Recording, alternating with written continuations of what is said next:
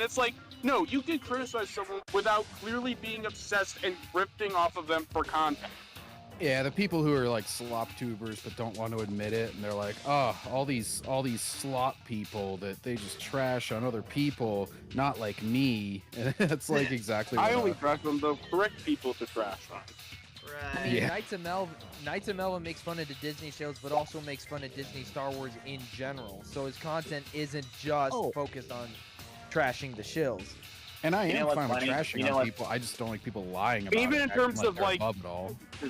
Even in terms of like response YouTubers, there's this channel that I watch called Philosophos, and that like responds to a lot of like different channels. And while he does have like a more libertarian bias and responds to a lot of like left-leaning channels, he also responds to a lot of like right-wing people like PragerU and Steven Crowder. So it's clear that he doesn't have a bias in that like sense. Like he'll go after anybody, whereas these people only go after one type of person.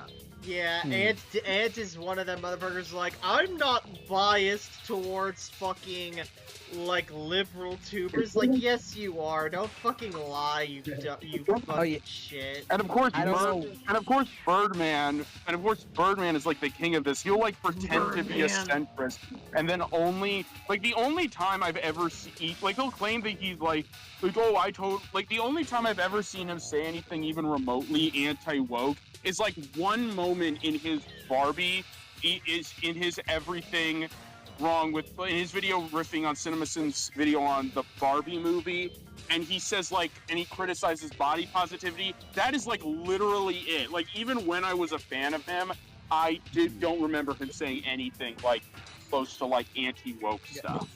Actually, another one is SK. SK has gone after Ryan Cannell. He's went after Maloney Mack. He really does have like, he really seems to hate the people that are not afraid to call out a lot of this bull crap. It really does feel like he leans left a lot of the time. I mean, and it's like, again, it's like my problem isn't that they're like, they'll often make like the straw man of, oh, you're just hating that we're criticizing your YouTube daddies. You're mad that we criticize channels that you like, and it's like, no, I'm not. I'm mad that you're doing a terrible job at it. Like there are a small handful of videos on Critical Drinker. Oh. Uh-oh. We lost him. Wow, the shills He's got been to him. silenced. He's been silenced. Silenced, yeah. He's Silence. like, I'm gonna box you, bastard, because you're such a bully. Yeah. I'm justified in doing this, I swear. Yeah.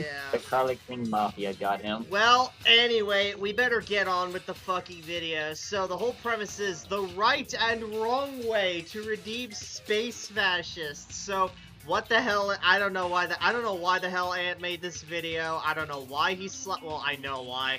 He decided to slap fucking Vader on the thumbnail. Of course, I'm not gonna take that sitting down. But what do you guys think is the right and wrong way to redeem space fascists? Oh, Honestly, I mean, Darth Vader is a pretty good way of doing it. Mm-hmm. I mean, he's literally has one of the most legendary stories in all of cinema, so there's that. I wouldn't even like, honestly, the Empire aren't even really fascists, but that's whatever. That's whatever. I mean, they're No, they're just like Nazis. authoritarian. They're space Nazis. Yeah. Yeah, Yeah. they're like very authoritarian. They revolve around a central like figure. Like they're very. It's a statement against like dictatorial, like Dictator. super government overreach to me. Right. They're basically generic space bad guys. Yeah, but like what even is the? But yeah, it's like I don't know what the hell, and I don't know. I guess he's like really. I guess he's into big old. I guess he was into like. I guess he got into like his bash the fash mode this week when he made the video. But whatever. Let's get on with the video, shall we? If I remember correctly, I think this topic was one of the main topics he had on a poll on his community tab. Yeah, he pulls his community a lot. Yeah.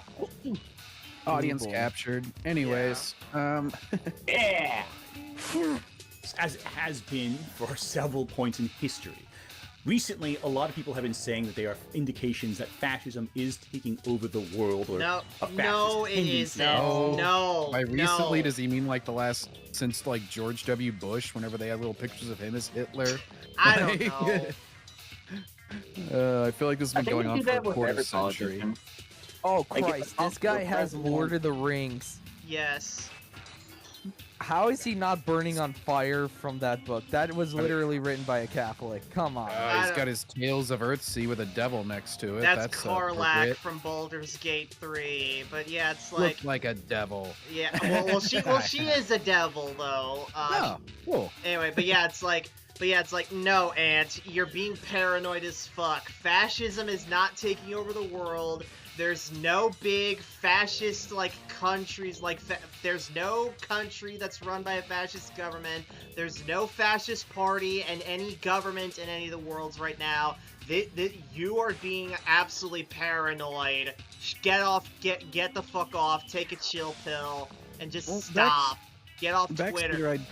I do think there's been some recent government overreach that is pretty scary. Places like the UK, where they're blocking the internet all over the place. Places like Germany, where they're butting out other parties because they deem them too extreme whenever they start winning elections. So I'm sure Ant will call out those regimes and tell us how scary they are. Yeah, they're run by liberals, but of course he's not going to. By the way, Ant, Scott the Wall's called. He wants his face back. Whoa. Good I'm point, just glad he Brandon. finally used hair gel. He's not going to be wiping his hair 50 times, maybe. Now his 'cause it'll get hair shit all over it. now his hair looks absolutely wet as fuck. Also looks like he got like the sides cut, but like not the top. You know what I'm saying? You know that haircut? He's got one loose almost strand. looks- He's trying to do the Superman. It Yeah. almost looks something similar to how I style my hair. Except obviously I do it 100 times better because, for one, I'm not a freaking retard. How could you say that? I mean, he is a retard. You mean the R word? How dare you? Look, Brandon.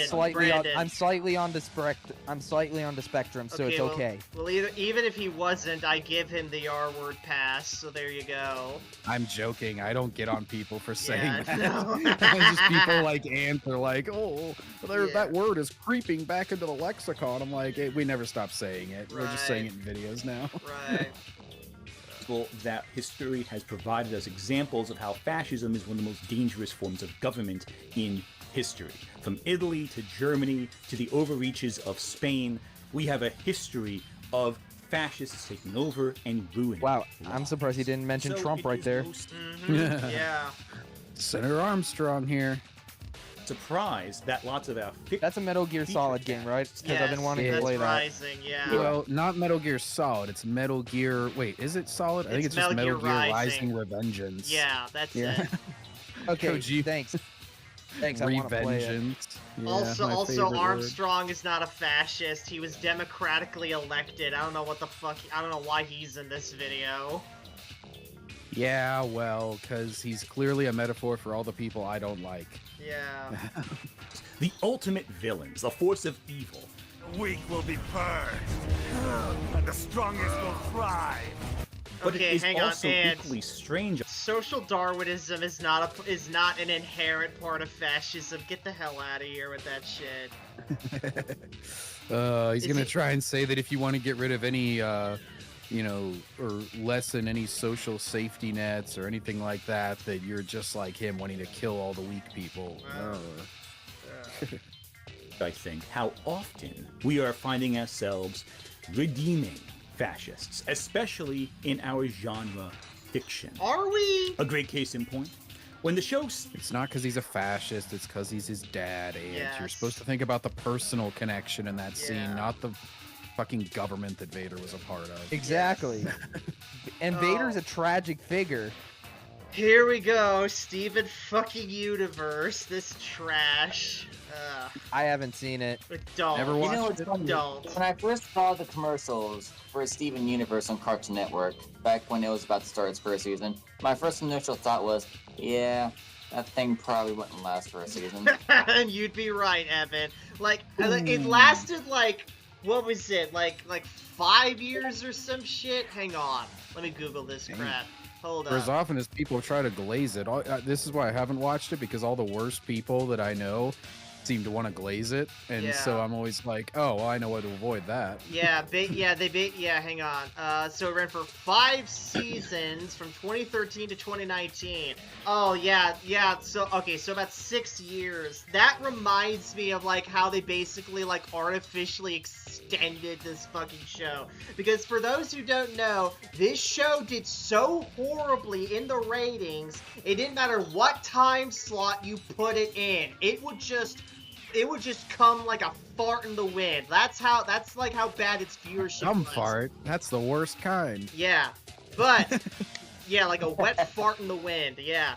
However, because this was like the first show on Cartoon Network that was like where the showrunner was a woman, basically, they couldn't cancel it because then they'd look real bad. So what they basically did was that they spaced the episodes out so fucking much that when they did drop, they were called Steven Bombs. And so they basically strategically had to, like, air the episodes on nights where there was, like, nothing else as a way to prop up the show. It was one giant crunch, because no one was watching it. This reminds me a lot of Star Trek, whatever the recent one, Michael Burnham one was called. Discovery. Yeah. Oh yeah, because it's Discovery. STD, Star Trek Discovery. Yeah. Yeah, they propped that up to run for like 4 or 5 seasons or whatever it was, and then people still complain whenever it was canceled. It's like, guys, it's clearly not getting the ratings. It costs a shit ton. Like, at least Steven Universe probably didn't have the budget that a Star Trek show does. No. And they kept it propped up because it was Michael Burnham, because it was a black lady captain, and they couldn't possibly cancel it.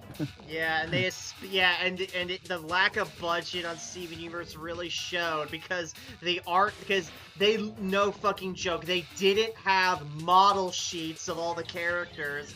Because they were all like, oh, well, this is an artsy-driven show. We just bring the people on, they draw it, and then we ship it off to whatever, like fucking Chinese sweatshop animates this crap, and then we call it his fucking day. Yeah, it's like, or Korea, or whatever the fuck. But yeah, my point is that the animation was so bad, and you could tell it didn't have a budget because they were lazy as shit. But anyway, yeah, let's continue here. Steven Universe aired its finale prior to Steven Universe Future and the whole epilogue thing that they did there. The big point of criticism. I'm not the was biggest how fan the of this show art did style either. with its main Sucks. antagonist, White. It Yeah, is. it's like that overly I'm bubbly. pretty sure it was patient 0 for the Cal Arts art style. Bean Mouth. Yeah. You could argue it was Adventure Time, but yeah, I would definitely point to this show for like popularizing it. And also, I can't remember if Mouth. it was this. I can't remember if it was this show or another show that had Courage the Cowardly Dog as a cameo. I don't know. It kind of looks like Pixar, like Pixar, but redone in traditional animation is what they're kind of going. Because it's like those overly kind of bubbly characters. It's called the Bean Mouth style. Yeah. Jelly Bean Mouth style. Yeah. So we're talking like late Pixar. Yes. I just mean like taking those 3D models and it's like they go, oh, we're gonna convert those into 2D, but then and it's like, I don't know. The reason that it works in computer is because like that's not really supposed to be as texturized, whereas in 2D you're supposed to have a little bit more of a hand drawn or like personal look, whereas this just looks like copy paste kind of deal. Yeah. These worthless gems, what enough were they? See how you surround yourself with It's low artsy because creepy voices in black and white. How Yeah. artsy. forms. The diamonds are in effect A24 is foaming at the mouth, aren't they? orchestrate and control Yeah. the intergalactic empire, forcing all to conform to the roles they're born into. Now, obviously, Steven Universe's core themes is that individuality cannot be contained with conformity. Even ignoring the obvious subtext of the show, Tell me to stop. Please don't ever stop. The fuck? I don't know. or That's not how gay people You work. probably Ant. jacked off. You probably jacked off to that, Ant. Yeah. Ant, let's do you be think real that that's here. how lesbians make love? Because it's not. No. Also, I don't hail think you know. Gabriel. Y'all hear me okay? Hang Yep. on. Yep, Let me we turn can you hear, up a little I can bit. hear you at least. I can. No, I can't hear you. No, I'm joking, obviously. Scissoring. We're scissoring. Now I No. can hear you, Gabriel. Yeah. Good deal. What the fuck is that purple thing? That's it's like a amethyst. little midget. All the characters, yeah, like so many characters on the show are just fucking midgets. It's stupid. Point of the show you're watching. Every character in some way, shape, or form breaks. You guys were talking about society. fascism earlier. Now, what We the are hell's this shit? Okay, so if everyone Hmm. breaks society, then then does society even exist? Are we just living in total anarchy? Yeah. Well, this Maybe. kind of seems to have a capitalistic message then, if it's talking about individuality over the communal, everybody's the same shit, you know? Yeah. Yeah. So maybe it isn't the message that you think. I don't know. Hmm. On how painful it is for each character to be pressured to fit a specific slot made for them. So when it comes time for them to confront the Diamonds, the leaders who orchestrate this system of control, we learn that they themselves are also stifled by the very systems they maintain. Yellow and Blue Diamond both do horrendous things, but their actions serve mostly to help them wallow in their own pain, because they can't break free of the roles that have forced them to confront the loss of their sister, Pink. And of course, they're both subject to control at the hands of White Diamond, a figure who herself suffers in silence. using Everybody's tragic. complete What a wonderful authority show. over others to Yeah. become above it all, infiltrating their Would it be wrong minds to into- have a villain But once you who's don't make just them a villain sort of for villainous reasons? What was that? Would it be wrong just to have a villain who's purely a villain for villainous reasons? No, Evan, you don't understand. This is deeper, man. This is like legit shit. Yeah. their redemption. Because the show is ultimately an idealistic series where everyone can find salvation in the end by breaking the mold of conformity. Steven Universe became a lightning rod for controversy when it aired, for many reasons, but after all this time, fans really wanted to see the Diamonds get their asses beat. They caused so much harm, they were going to destroy the Earth, but at the end of the day, they kind of just sort of didn't. Steven kind of sort of forgives them. Oh Christ, I hate that kind of ending. Yeah, In that's future, because we learn Rebecca that Steven's Sugar made this show. That's why. Blame that dumb It- bitch. It's a lot like with Transformers in the last few years, where they have it that Megatron, despite being responsible for God knows how much Yeah. death and destruction, just ultimately sees reason and reforms, and he gets Right. off easy. Yeah. I hate that. harboring a lot of rage towards the Diamonds for what they did, and he finds their attempts at trying to be better people somewhat infuriating, if not exhausting. But the Diamonds are, in effect, redeemed in the context of the plot. They're no longer space fascists. They're trying to make the world better, and they're allowed. They sound like they're magical beings, like controlling the universe. That doesn't really scream fascism to me, just on his basic description that he's given of them. It's just a freaking buzzword to him. Yeah. I guess he just thinks like anybody who tries to force I don't think forcing conformity really has anything to do with fascism. No, fascism is really just about consolidating, it's just about, like, consolidating power into, like, one guy or whatever, pretty much. Yeah, it's more like centralized power and control over like all the industries and stuff. Yeah. Also, we got Jeremy back. I gotta make room for him on the fucking, Okay. What did I miss? You don't want to know, man. It's just stupid. Just let the fucking... And Yeah, summarizing yeah, Steven I figured. Universe thus far. Right. Bad lesbian space rocks, that's what you missed. Yes. allowing people to break the bonds of conformity. The problem's fixed. But the rage from certain vocal critics, we'll say, for now, might be more believable Jerry if Pete. the same folks. Bro, Let Ant me is like scared shitless of Jerry Pete, I swear to God. But Oh, hang on, the John. story William up Ripke. again. Who is this clown in the glasses? My arch enemy. That's who. Anyway, we got... Scott the Woz wannabe. Yeah. Anyway. Yeah, except Scott the Woz is actually funny Yeah. and intelligent. Yep. again and again, throughout genre fiction, especially fantasy and sci-fi, creatives seem determined to fix. I don't recall Mennonite being a fascist. Oh, Christ! Enough man to admit when I'm wrong. Oh, well, and here's something we'll agree on. That What If show is ass. Yeah. Pretty much always what if race swap, what if sex swap. Oh Yeah. my gosh. So Oh my gosh. What if fan fiction?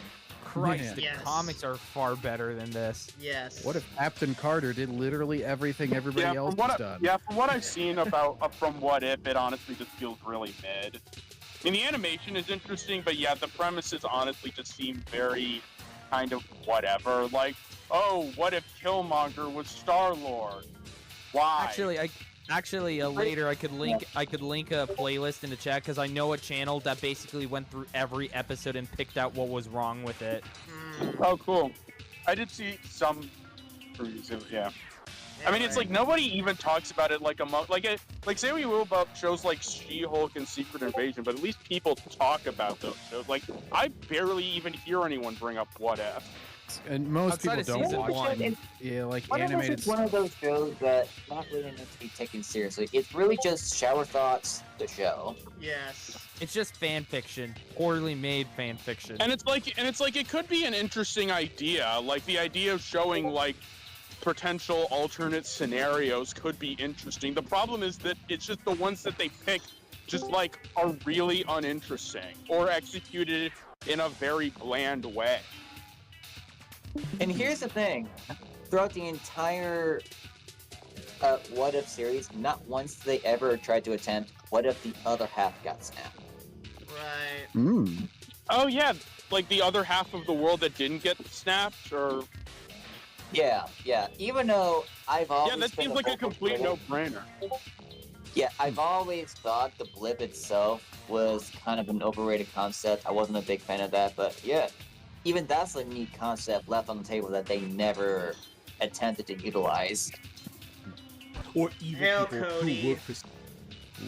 Anyway. But, however, I know for a fact, like, this is kind of like one of those off-the-rail stories, but the Muppet Studios attempted to do, like, a Muppet superhero movie where those characters are, like, superpowers. They actually straight up offered Marvel the chance to do that as a What If episode. What if the Muppets were the Avengers? Oh, I don't want that after we got the Muppet Star Trek episode. No thanks. Yeah, and also, I love. Oh, hang on. He says, "I love JoJo Part 2. This is great. Screw you, Ant. Stroheim's one of the best characters. Screw you." Of danger and order. It's interesting because when there's a romance story set, say, in Germany during World War II between two people who should never be together at any point, like, what? You really gotta think of Hold the on, context hold here on. and the What the implications hell? of what you're. Hang on. Go back, John. 10 seconds. The hell? Okay. That? No, play. In Germany. Okay, so For such a time by Kate Breslin. Alright, play. During World War II between Stop, two people who should never okay, be so a Jewish woman and an SS officer who run a concentration camp.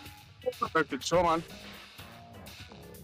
That can be interesting. Yeah, it's some Romeo Juliet type shit right there. Yeah.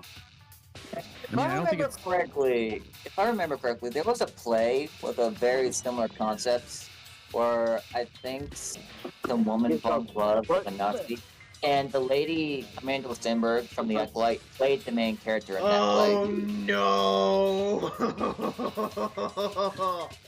That's bad. I'm the dark meat. Hang on, William Ripke. The only Muppets parody should be Echo Base. Honestly, I love that whole like idea like floating around like, oh, if you could take like one movie and keep one human and the rest of them are Muppets, which would be honestly for me, I'm like, I honestly couldn't even think of one because I honestly want every movie. There's like so many movies that I would do that to. Alright. Because like I love the Muppets and there's like so many. Alright, Like, next. yeah. I love the Muppets. Point. Yes, this is real. Like, you really gotta think of the context here and the implications of what you're writing about. Okay. Like, just because you can write something like that doesn't mean you should write something. Why is Pocahontas But when it's here? Because he thinks, I don't know why they get on that movie, because like she ends up with John Smith or whatever, and in real life he basically John like Smith- kidnapped her. Yeah, John and- Smith. I mean, was plus also, they fixed that historical inaccuracy in the sequel, anyways. Yeah.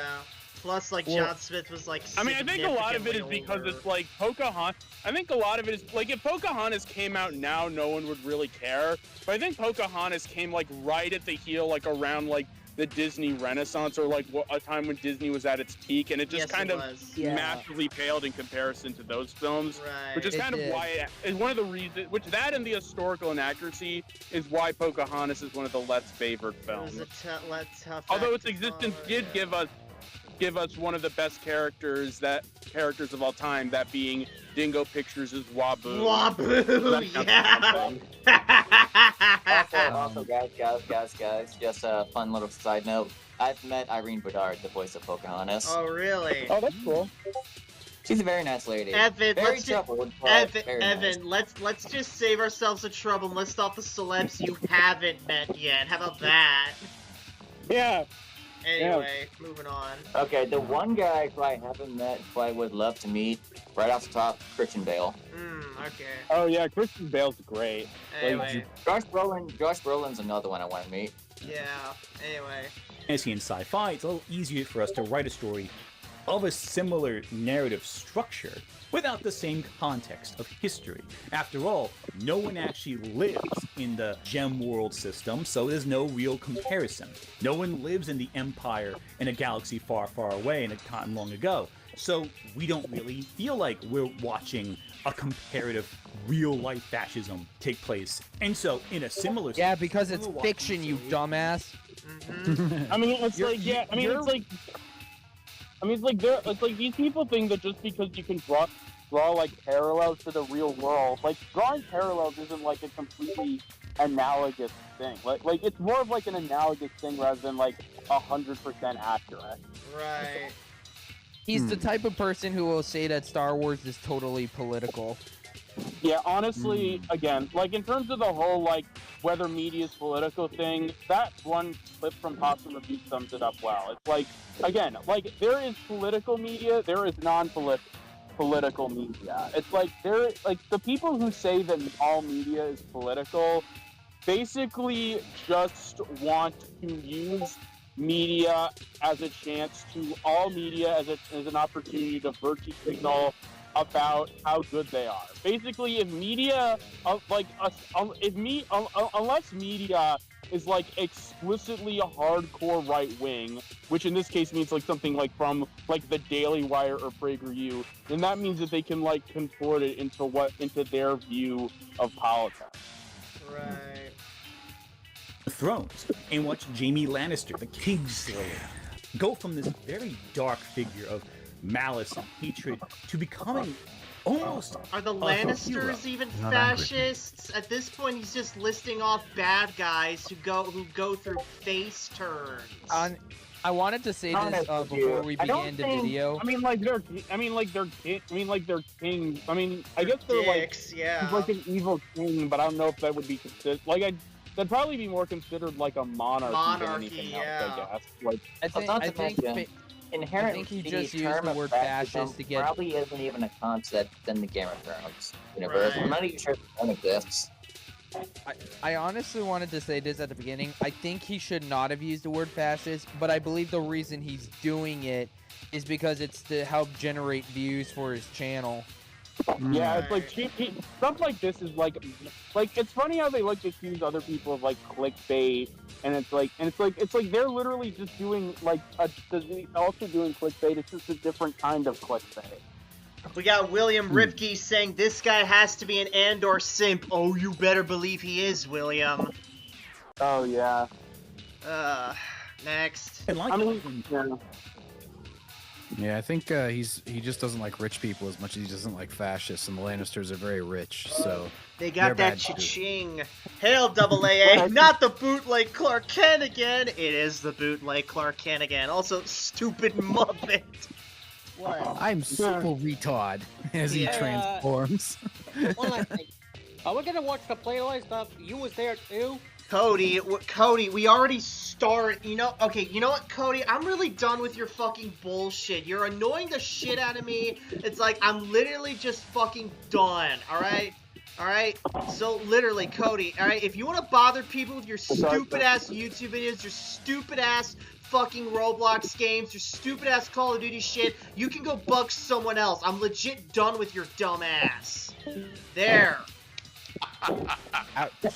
Scorched fucking earth on Cody right there. I'm not gonna tolerate his bullshit anymore. Daenerys shows up and becomes. Oh, that's a better face to pause on than Lance, at least. Although she's making a very unflattering face. That's the face Daenerys makes every time Cody's online. Well, he's not gonna be online anymore! Anyway. Such and such has uploaded. Oh no! Oh no! Becomes the white savior to these foreign countries before becoming a fascist herself. Oh my god! You do know that those final seasons of the show sucked ass, right? Yeah. Well, also, I love how he's like, that's an understatement. Like, those final seasons basically, like, just, like, honestly, like, completely ruined Game of Thrones' reputation. Like, the only reason anyone's even, so, like, honestly, I think if it wasn't for House of the Dragon, no one would be talking about Game of Thrones in terms of television again. Right. Oh, yeah, absolutely. Just as far as what he just said, where he says, like, oh, she's the white savior, this example just shows the retardation of that trope, because you have to realize, like, the context. Daenerys goes and frees a bunch of people that have been slaves their entire lives. Would Anta prefer that he just leave them be because she's white? I guess. Be like, sorry guys, I don't want to be a white savior. Yeah, it's like the same thing with, like, people who hate Mr. Beast. Like, and again, keep in mind, this is, like, again, discounting, like, the awful stuff he's been exposing before. Like, Dubas Goobus, like, before the Mr. Beast stuff, like, made a good video like, commenting on this, because it's like, these people are like, oh, Mr. Beast is so rich, like, he uses, like, all of his money. It's like, yeah, he uses his, like, so what if he's not being, like, 100%, like, genuine with it? He's still giving people food and water and is still, like, helping people. It's like, what like, would you want him to, like, not do any of that stuff? It's still genuinely, like, regardless of how you feel about Mr. Beast, the stuff he's doing is still generally a net positive. You're just mad that he's not doing it in the way that you want to, and so and so and such and such. Like, it's like, you can criticize that all you want, but, like, you can't argue that what he's doing is still an objective net good for good. Hang on, William Ripke says, like I said, Backseater don't fuck around. Indeed, I do not fuck around. Cody fucked around, and I fucked him up hard. And he found out. Ooh. Found out the hard way. But yeah, I was just pointing out, like, the super idiocy of this example in particular. And then just the whole trope is just really stupid anyway. Like, people try to use it against Danny Rand and shit, and where they're like, oh, it has to be an Asian Iron Fist and shit. Yeah. Like, Ant is clearly a big believer in it, but he brought up possibly the worst possible example, because she literally is a slave, then she rises other people out of slavery, and his only criticism is, yeah, but she was white when she did that. Yeah. Oh, by the way, we're talking about Iron Fist. Did you guys know there was a female Iron Fist in Eyes of Wakanda? Oh, of course there is. Oh, Christ. Oh, of course. No, because I didn't bother watching Eyes of Wakanda.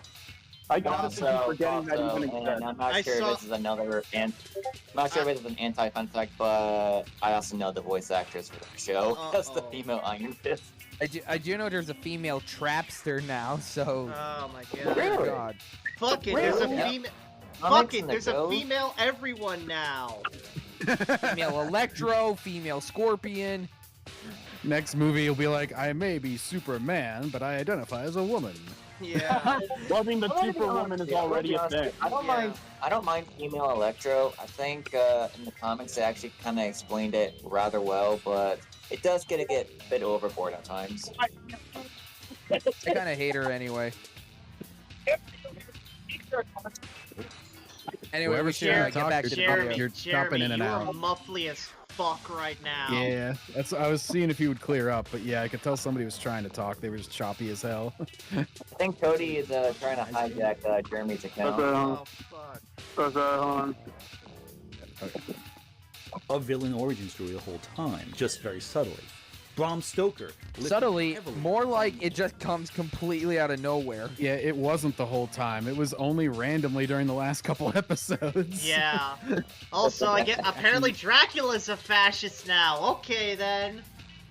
Well, anybody who like is a heterosexual, quote unquote cis man is probably a fascist according to Ant. Oh I jeez. think So he's is just Ant shoving. himself- I think he's is shoving Ant himself politics a where they fascist? don't belong. So is Ant himself a fascist? Well, no, he's bi. Yeah, How dare you? He's bi, but let's Oh. be real, he's gay. Hang on, Rick R. Why does God forsake his common sense, his creations? What? Who knows? I think why does God forsake his common sense with his creations? I don't know, man. We live in cruel times. Yeah. Next. Let me just take a step back, actually. Bram Stoker did not actually base Dracula off of Vlad the Impaler. He actually based Dracula more off Elizabeth Bathory, who supposedly bathed in the Okay, blood. so you gave a random ass example that doesn't even apply here, and then you decided to go on a tangent on that. Like, make a separate video for this shit, dude. Like, this has nothing to do with what you're trying to talk about. Oh my god. If you ask me, I don't know how the hell Ant passed English class. Because you have to write essays for that, and if this is how he writes essays, good God, I would love to see his grades in Just English. Imagine his speech, like, if he has to give, like, a presentation in front of the class, he'll be like, today I'm presenting about Black Hawk Down. And by the way, the Chicago Blackhawks are a hockey team. And he just goes on a random tangent about Yeah. And about hockey, you know, Stanley Cup is the trophy for hockey, which I know I'm a cousin is named Stanley, Stan Marsh. Anyway, it's like he just goes one tangent on another. He's worse than us with the tangents. Yeah. Out of maids that she slew, but that story may or may not actually be true. And Vlad the Impaler was actually a very different figure who was fighting the Nobody What does this have to cares. do with the subject at hand? country you're in. Well, obviously, Vlad the Impaler is a complete monster or a hero. I feel like this is a parody right now. He's like trying. It's just like you tune into this, you just click on the title, and maybe you're not listening or something. You get 5.5 minutes in, and you're like, "What the fuck is he talking about?" Oh my god. Fuck, Honestly, man. he's no better on Twitter because for whatever reason I'm starting to get notified whenever he posts, and his posts are once again just completely and totally retarded as hell.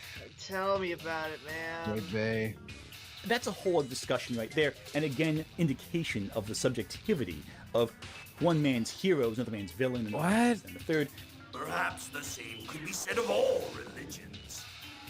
Your words are as empty as your soul. Case in point, Francis Foucault. Ah, you didn't play the best part. Ah, you idiot. come on, You're man. supposed to. Fuck. What is a man? Nothing but a miserable pile of The secrets. But enough talk. How about you? Hang on, John. William Ripke asks, "Isn't the lower half of your mask a samurai influence?" My whole mask is a samurai influence. I'm only wearing a mask on half of my face, sir. It came with the collector's edition of Ghost of Tsushima. That's the I think it's an Oni mask or something. It's an Oni mask, anyway. yeah. Yeah. For a second, sometimes when I stare at it, I think of the Goblin mask from Spider-Man. Yeah. It does tend to talk to me from where I have it on my shelves behind me. It's like, avenge me! Just like, shut up, mask. I'm trying to play games. Yeah. Redemption. arc Anyway, there. Ah, it's the dumb hair. Butthead. Holy crap, is that Ian McDermott? Your words. No, No, I it's think Gary Oldman. It's Gary Oldman, yeah. Oh, sorry. He looked He was like, not an old. He was not an old man yet in that movie, but he was Oldman. Yes. Monster Unchained in Universal's Epic Universe. Oh, so that's like a Creator behind the scenes thing. Or? I don't know what this is, man. Creators seem determined to fix evil people.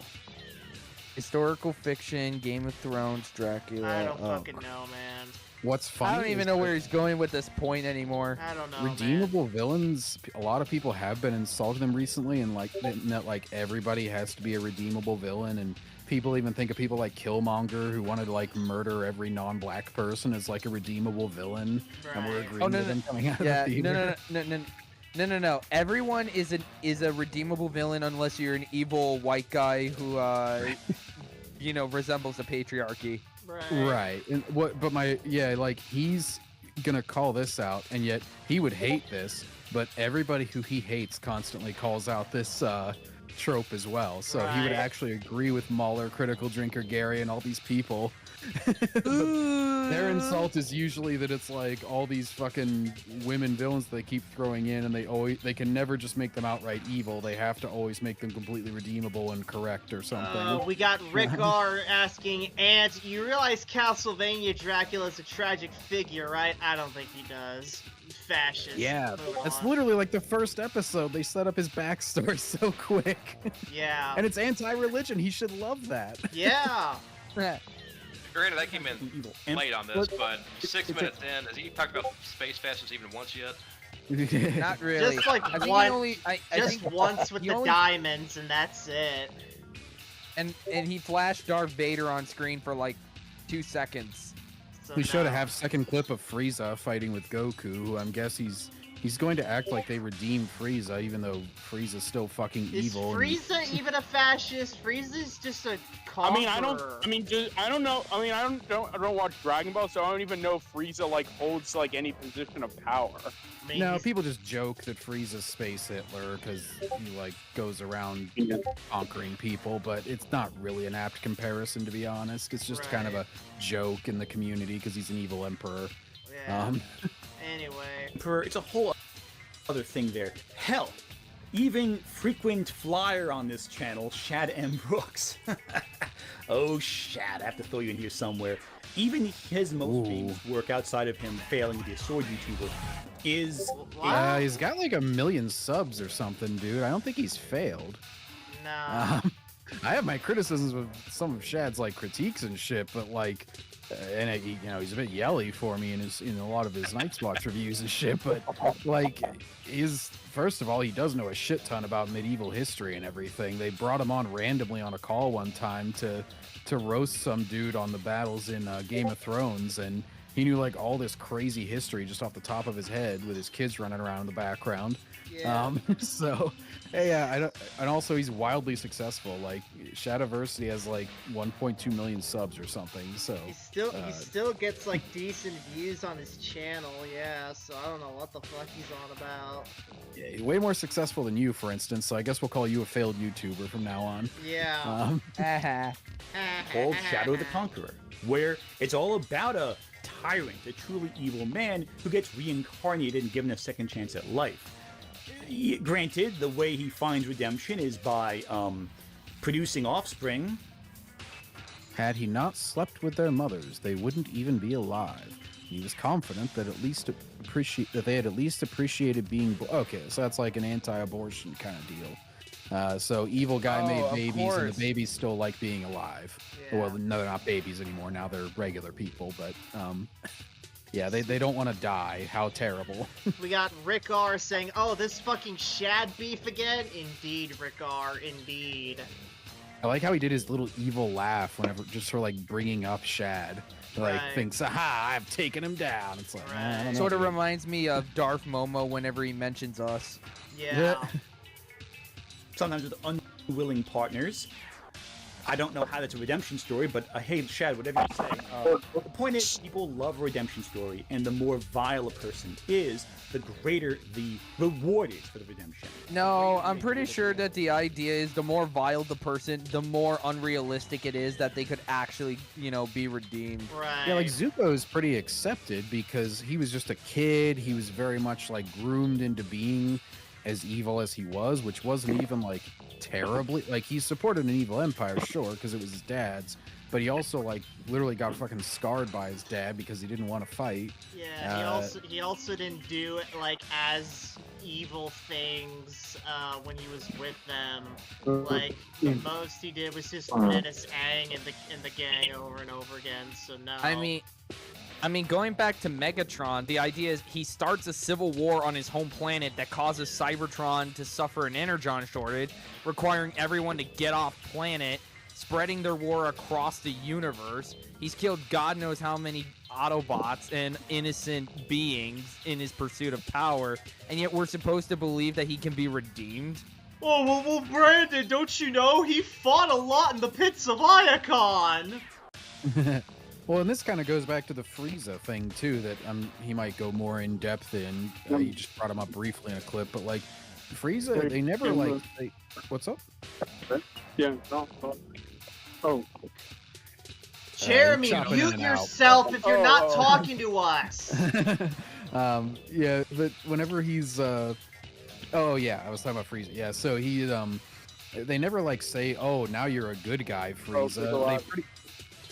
Jeremy, mute yourself when you're talking to other people! I swear to Christ, Jeremy, I'll kick you, too!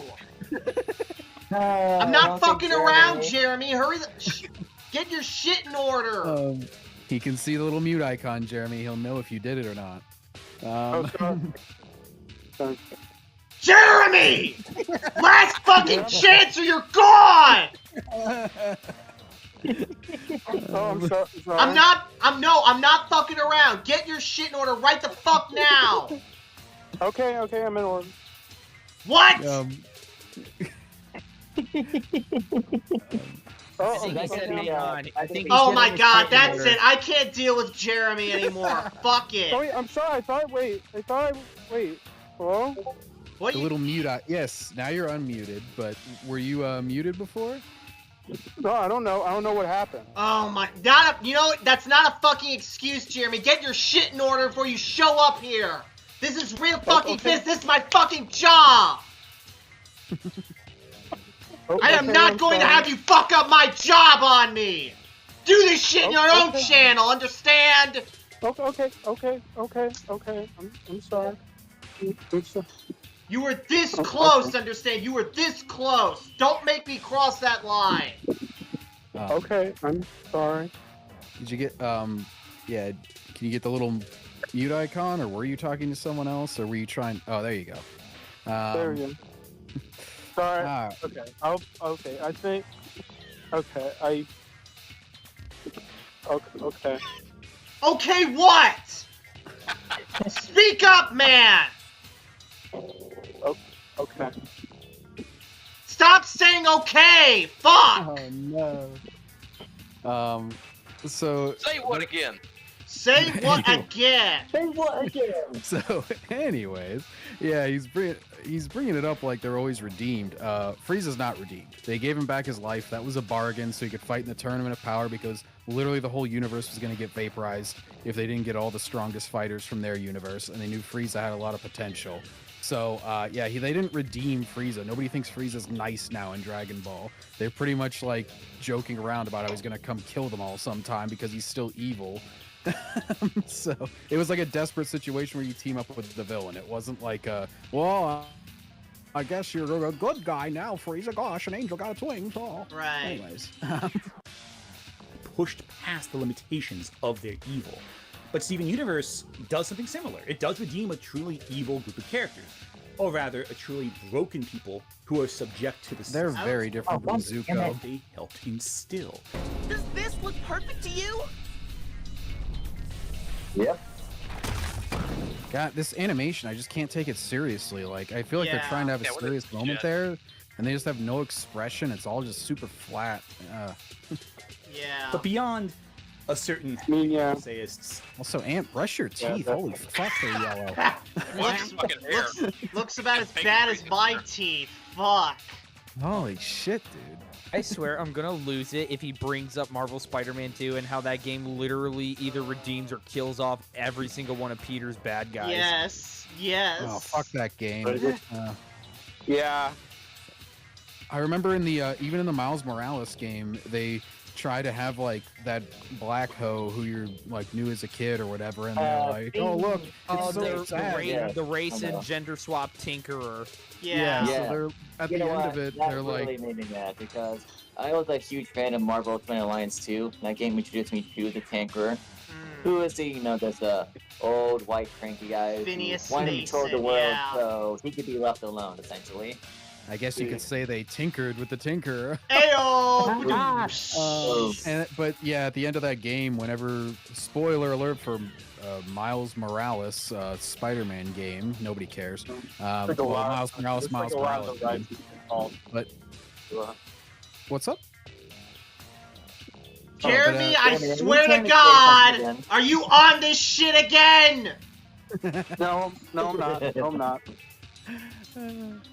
But yeah, at the end of the game, she's like having a tragic death or whatever, and the game's like playing this big dramatic music. And I remember, I forget if I was streaming that back then, but I was just like, holy shit, I do not give a shit about this character at all. They're trying to make this a tragic death of like, it's the redeemable villain. I'm just like, nah, it's just a piece of shit, kill her. Yeah. Even I had absolutely no, like, it did not gravitate to me. I'm literally trying to kick her ass because she's trying to kill somebody, and yet you're expecting me to believe she suddenly turns good at the drop of a hat. Yeah, they try and give you. I think from what I remember, I did not remember much of that game, but I think there was like an evil white guy that like basically. Yeah, there was. Toward evil, and they were supposed to make you give all the blame to him, and then there's. I also know because he reminded me a bit of Army Hammer based on how he looked. Mug. Wasn't he like the head of like Roxxon or some shit? Yes, yeah, it was the Rox. It was essentially evil Microsoft. Yeah, they were all funding some evil gadget-focused gang. Roxxon's supposed to be an oil company. What the hell? Well, yeah, it was some sort of evil. It was some sort of evil power source that they were using. Okay, then I see. Jeremy, I swear to God, your mic is making like way too many scratching noises. Fucking push to talk. Yeah. All right, hang on. Let me catch him. Hang on. Let me catch him. Okay, I'm sorry. Oh, okay, I'm sorry. That's it, Jeremy. I can't deal with your bitch ass anymore. Ugh. I swear to fucking God, I am so fucking done with fuck ups. Yeah, you gotta have a good mic. Right? Oh my God. It's like, if you're gonna, look, to anyone who wants to be on my show, I am willing to let anyone be on my show, but you better come fucking prepared. You better have your shit in order like us. We're the Backseat Boys. We're not a bunch of fuck ups. I'm not gonna tolerate fuck ups. Oh my God. But otherwise, I know I can count on you guys. Even you, Gabriel, even though this is your first show, I know I can count on you. You can count on me. Let me catch up on chat real quick. Oh my God. Let's see here. Okay, Rickar. Oh, this fucking Shad beef again. Indeed, Rick. That's Shad beef again. Rickar. Azula doesn't get redeemed. Shad, indeed. We're looking. Jeremy! He's gone now. Rickar. Azula isn't redeemed. Neither is Ozai. And yes. Rickar, for fuck's sake! William Rippey, where's Anthony's Grogu doll? That's something he's missing at least. He's exclusive to Pikachu up here. Yeah. He doesn't want to cheat on Pikachu. And Karlach, yeah. He literally has Pikachu shitting on a Star Wars book right there. Oh my God. Yeah. Fuck. Also, real quick before we get back to it, Backseater, I think it would be better if you write like a set of rules for people who want to join the Backseat Boys so that they can read.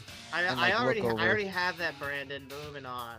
Yeah, it's in the Discord. Right. There's those rules. Out. Steven, like if you want to be on the Here we go. There we go. Did the hair wave. We won't be addressing that right now, I promise you. Really? Zoom in. Okay. That we keep wanting to see them. Oh, also, whenever I was watching the fucking EFAP on him, they pointed out his random cuts too, because he redid some line like 2 words, and then you know how he does like 2 words and then like a cut and then another 2 words, and, like finishes his sentence, and they're just like, you probably could have just redone that, by the way. Right. I was just like, oh my God, this is exactly what we always point out with this fucker. Oh my God, this is a modern Marvel movie with how many cuts he's making. Yes. And it's so much. It's Taken 3, the fight scene. Especially Yeah. Space Fan. Okay, here's Hey, look, Char. it's Gundam. Yeah, it's a Gundam. No, it's Char. I have no experience with Gundam, so I can't say like whether these guys are fascists. I don't. I do need to From watch like me the some very Gundam. little I know, Gundam doesn't really have like an evil or good faction. It's like very It's morally gray. gray or something like Okay. that.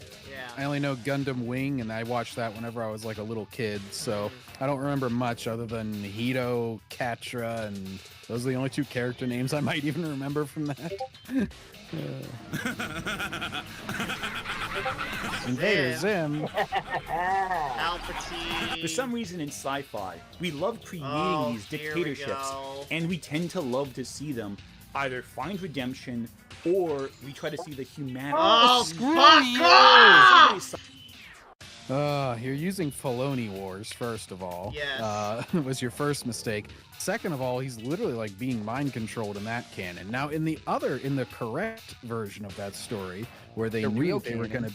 where they were gonna betray the Jedi the whole time, and they have the awesome Battlefront 2 campaign, where they have it in the back of their mind, then you could say that those guys were actually evil the whole time, or at least far too into following orders. But in the Filoniverse, it takes all the responsibility out of the clones' hands, because the clones are like they're supposed to be like redeemable more so, because Filoni wants to use them as fucking characters all the time, even after the Clone Wars. Right. So, it's the bad example. Bring up Battlefront 2 campaign if you want to bring up that example. Sci-fi is always a vantage point Hang on, into John. our Got reality. another one. Rick R. The clones were weapons, Ant! That is correct, Rick. That is correct. Good soldiers follow orders, as Filoni Wars would say. Yep. Anyways. Christ. Also, I'm just gonna say this. I think he cannot understand that sometimes people just like seeing bad guys being bad guys and getting their butts kicked. Right. Hey, this is Ant posing for his school photo. Oh, that's going on the thumb. That's going on the thumbnail right there. Yeah. If you feel like editing it all or Photoshop work at all, Backseat, you can put like the little school yearbook background around him. Yeah, I'll put fucking like bad luck Brian hands over that guy. Yeah. Anyway. Day reality.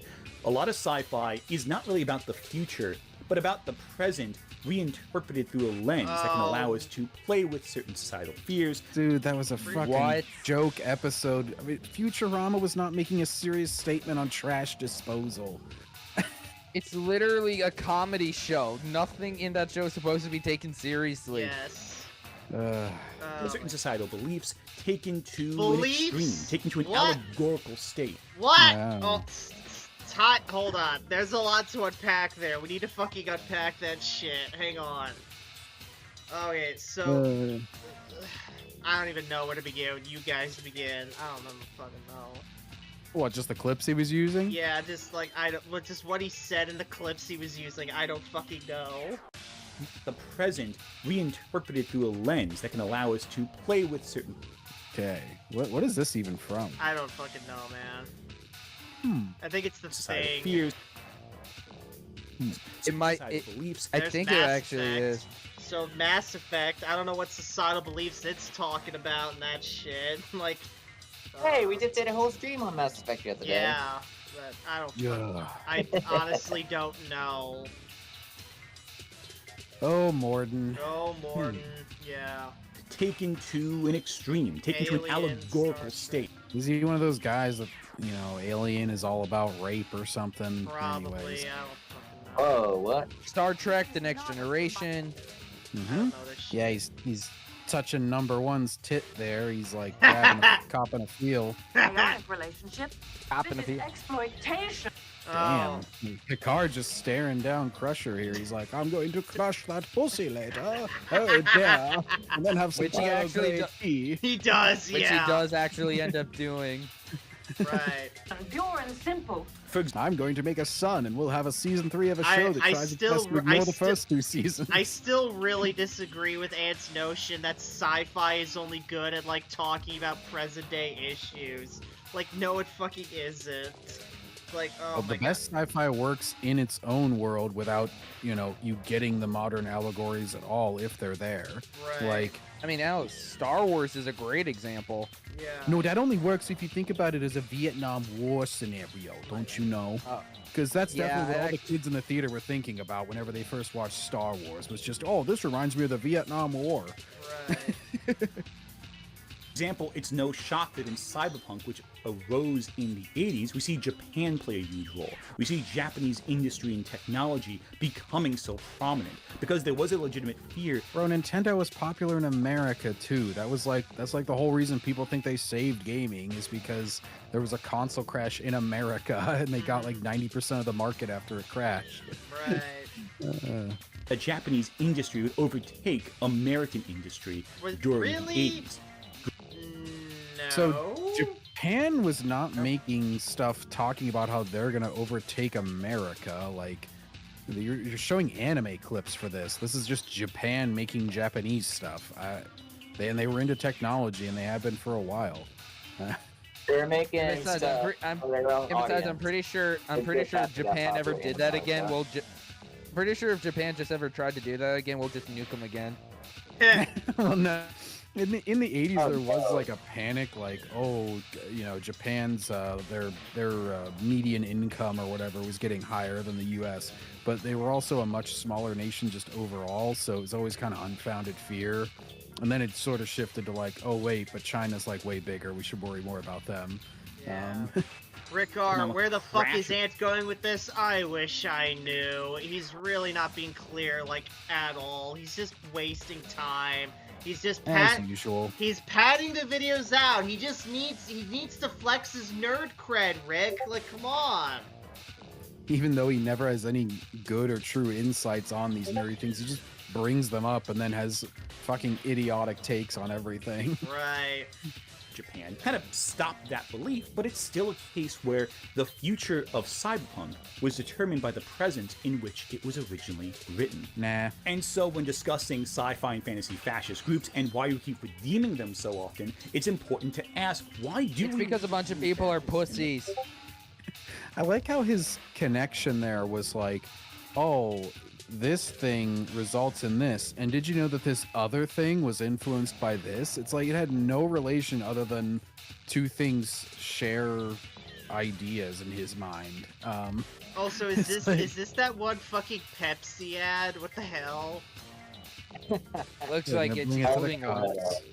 Present. And it's not simply because we want to think of the best of people. Tried to capitalize on BLM in 2017. Alright, so what?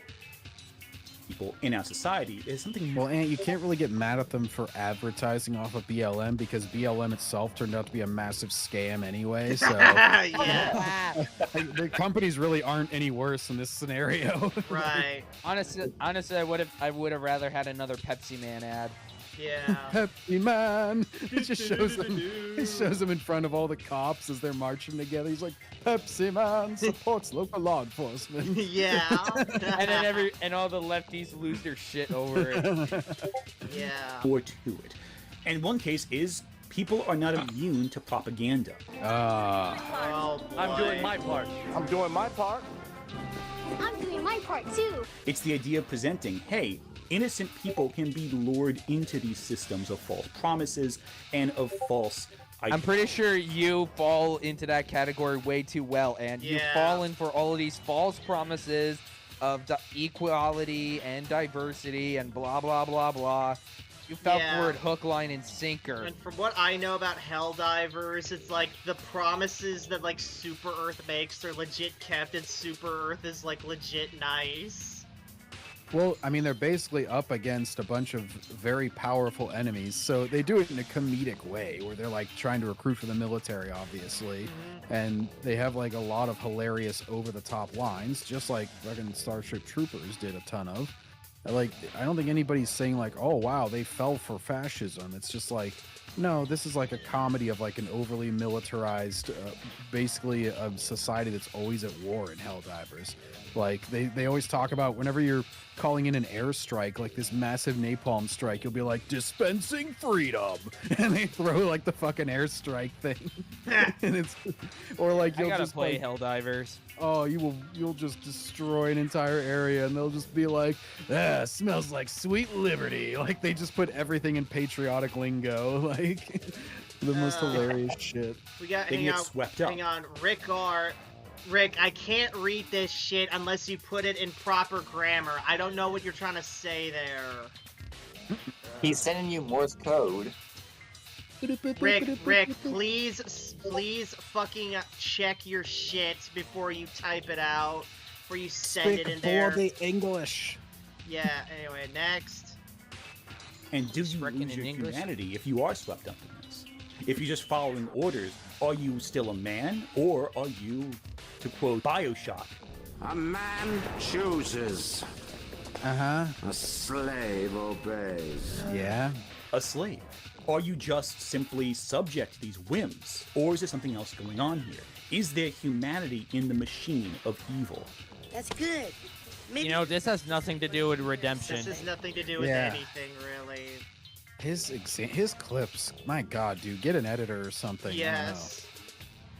Now, of course, people accuse me of reading too much into this. You don't say! Oh, gee, I wonder why people accuse you. Yeah. You know, I'm fine with reading into things. You just read wrongly into everything.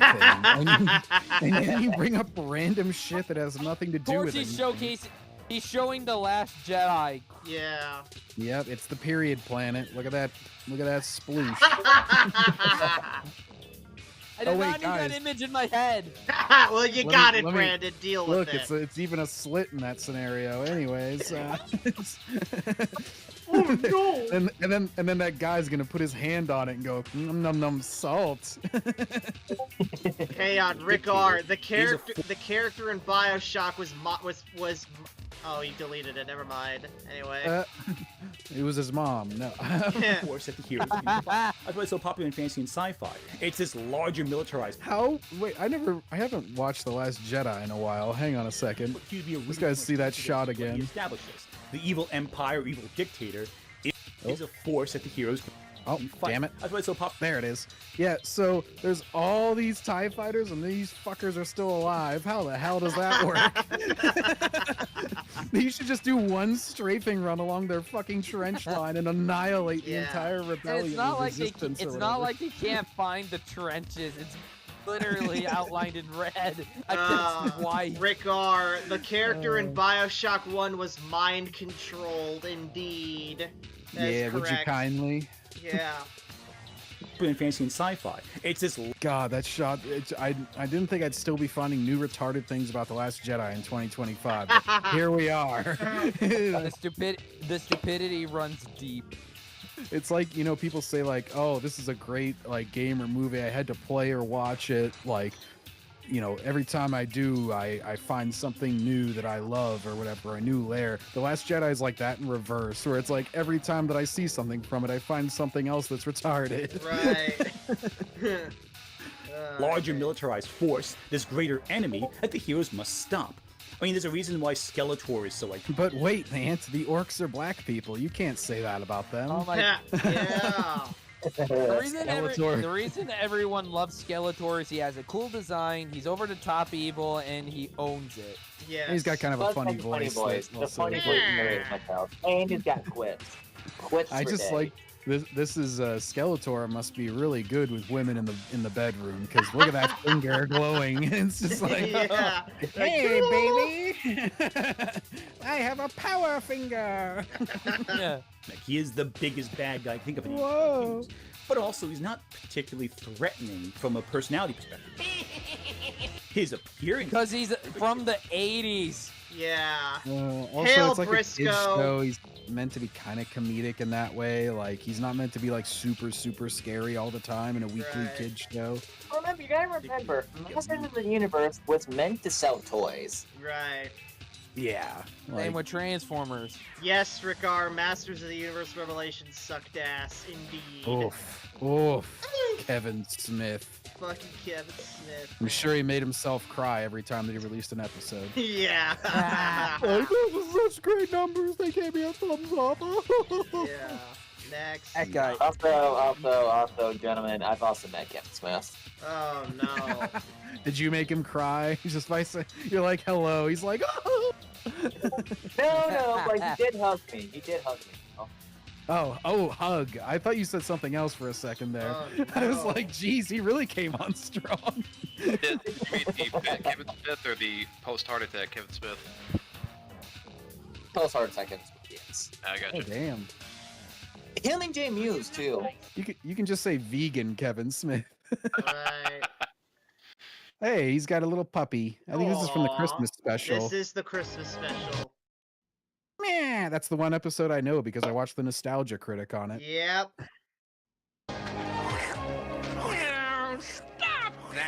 But the other time, Careful, Skeletor. Dogs like bones. Just keep. He just Oh, grabs his jaw. He's like, "Nyah." don't give him the peanut butter, Skeletor. Oh god, he's lucky he didn't run into a Sex Plains dog. Yeah. Briscoe, Cobra Commander was badass too. Yeah, Cobra Commander was. Yeah. But all those villains, like even like the Decepticons in general, not so much Megatron, but like Starscream and them and Cobra Commander, they all had a little bit of but just they all had a little bit of comedic edge to them. I mean, Right. like Cobra Commander was always like, retreat. Right. He's always like crashing out randomly. Yeah. And then like Starscream would always be like so blatant with his betrayal. Like I watched in theaters, they had the voice actors redo the first episode of Transformers, and they showed it in theaters.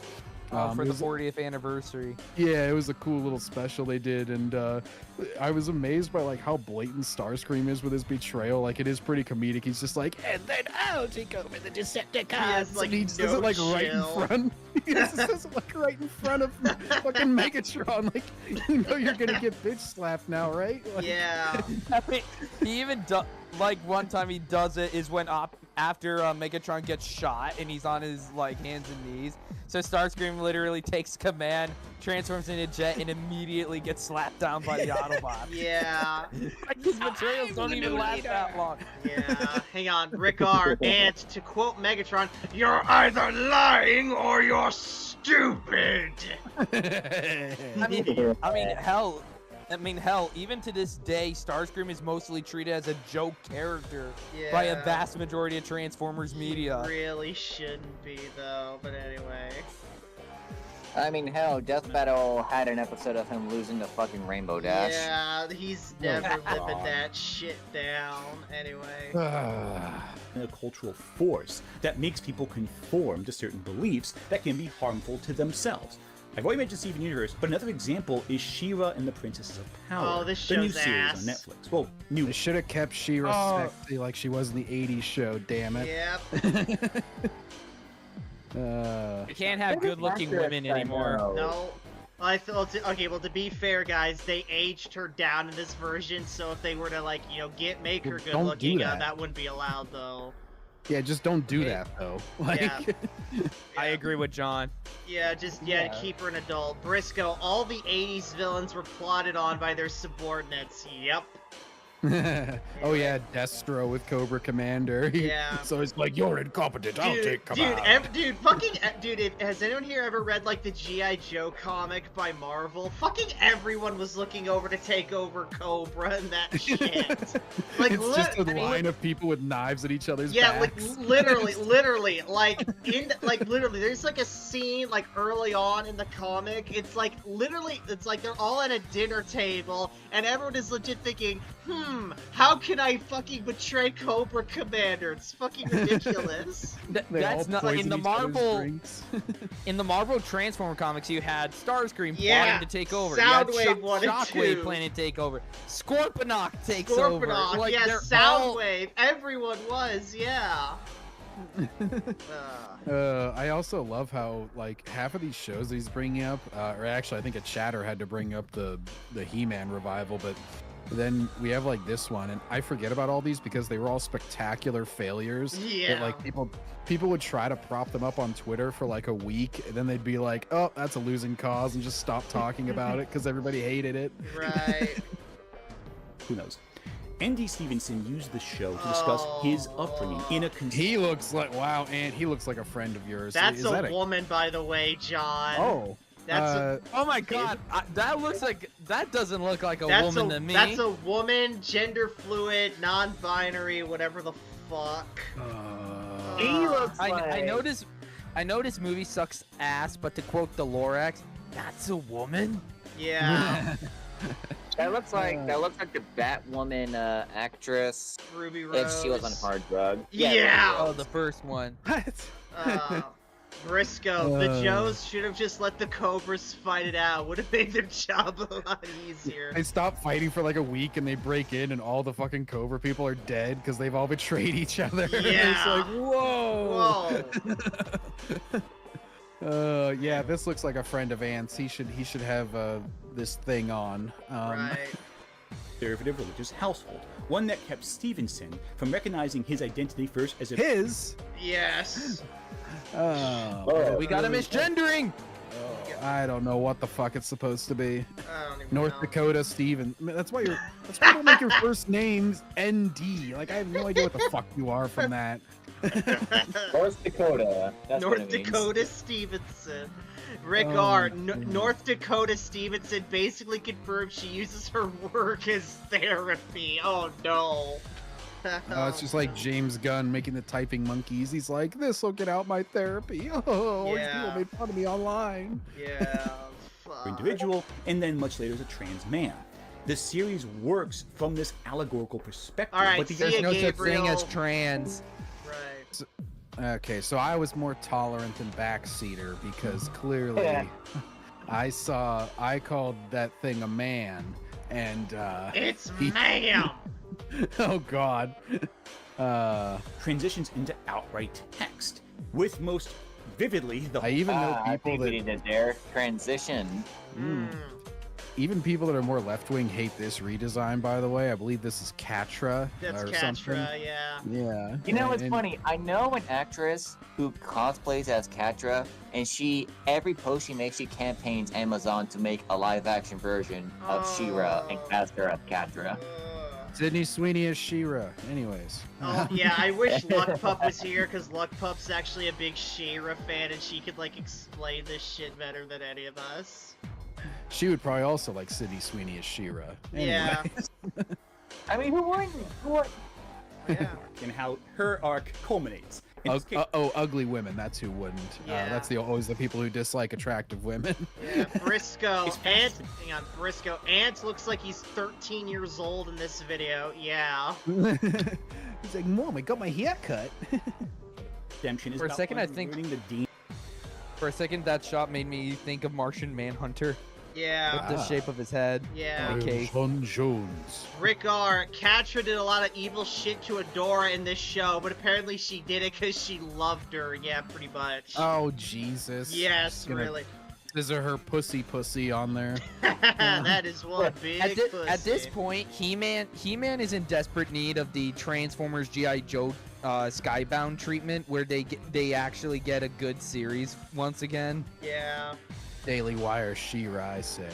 Yeah. Oh Ben no. Shapiro's sister is She-Ra. I think she's supposed to be hot. Dangerous beliefs instilled in us by society. I know you all hate me! I never hated you! Oh, this is Mwah. bullshit. Oh wait, hang on. Pause that for a second. Rewind that and go back a second. You play it a bit. No, keep playing. Instilled in us by society. I know Wait. you all. Pause that. Pause it. She looks like freaking Lois from the My Adventures with Superman. Oh, Right, they no! changed the eye color and added teeth. Ah. Knuckles. She has the same hair and face shape and Look, everything. I yeah. don't, Exactly. I don't know if Studio Mir made this, but based on the art style, yes. But never get fucking Studio Mir to make shit for you. Yeah, Evan, if we ever make our show a reality, we're never ever getting Studio Mir. I hate these fucks. Briscoe. Well, we know Copy Ant's that. brain is cut, indeed. Anyway, Hate me! I don't see Catra. I see freaking Lois. it's Lois. So- Yeah. this random, like, I don't know if it's supposed to be a blush or a shadow or whatever it is on their face. It's got it's got to be a shadow. That's not a blush. A blush would be like more red. I have no Yeah, idea. plus it'd be I more would think further so. I along thought on maybe the they would just. line. What was that? If it was a blush, it would be all over the face. Like the face would be like cherry red. Briscoe, Studio Queer, yeah. Rickar, in one episode of that show, Adora had enough of her shit, but apparently she never hated her, and they fired the person who made the episode where Adora had a brain to say, "Fuck you, cat bitch." They fired the one person with common sense, yeah. So Ant is showing the retarded episode, and then they fire. I bet he won't show that other episode. No. Hey, did you? Yeah, I'm gonna. Dumber than I thought. Ooh. What happened to both She-Ra and Steven Universe, which is why the two shows are often compared to one another so often. Also, because they're both failures that got canceled. Yeah. Failures that overstayed their welcome and are hyped up by everyone for not being failures when they are. Let's be real. Here's Negan now. However, in other shows, the fascist characters are redeemed without them really unlearning. Oh, and nobody was watching Walking Dead whenever he got redeemed, if that really happened. No, I know Negan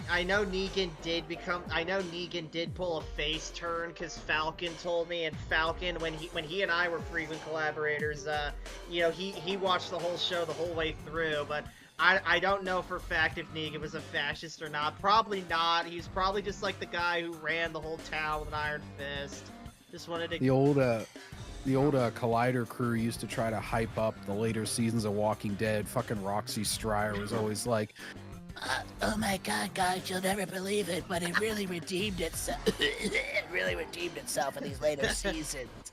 Anyways, let me go smoke another pack, Christian. Rickar saying, fuck's sake, Ant. Rickar, when R4, I don't know what R4 is, when R4 makes a better story next to fanfic than the actual show. Alright then. Learning anything. And that begs the question, is this really a successful redemption? If no one learned anything. I hope you got your shitting pants on.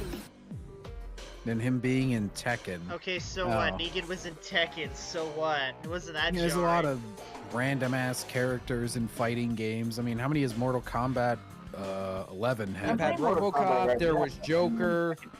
Six. Spawn. Yeah.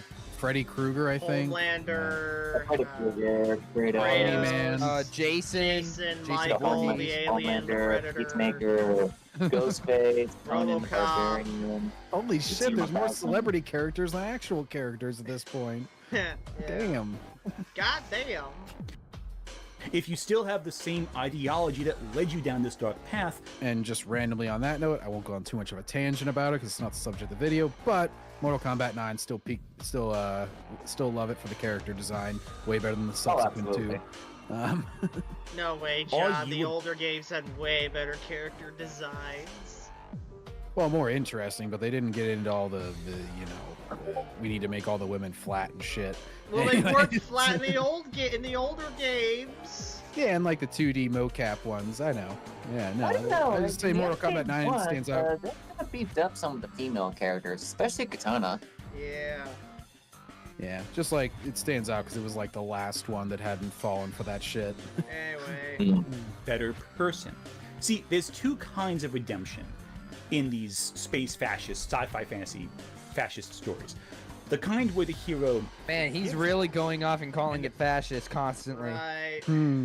I wonder if he'll show Rebel Moon. Fascist, we just take a shot. And let's just cut the fucking bullshit here, and let's just say, like, hey, every villainous faction is fascist, end of discussion. He might as well just say that, because he hasn't listed off any fucking criteria as to what constitutes a fascist society at all.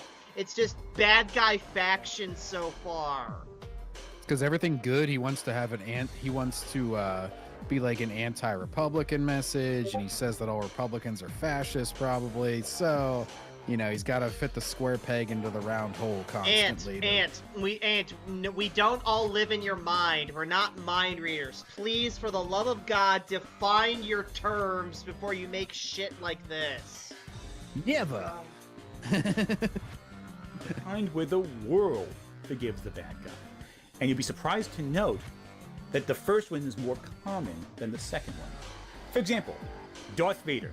He does one good thing for his son and then dies. This is after a lifetime of genocide, systemic oppression, and warfare. At no point does Vader ever make up for his terrible actions, though the weight of his sins Saving really Luke because he's was dead. him making up. Saving Luke was him making up.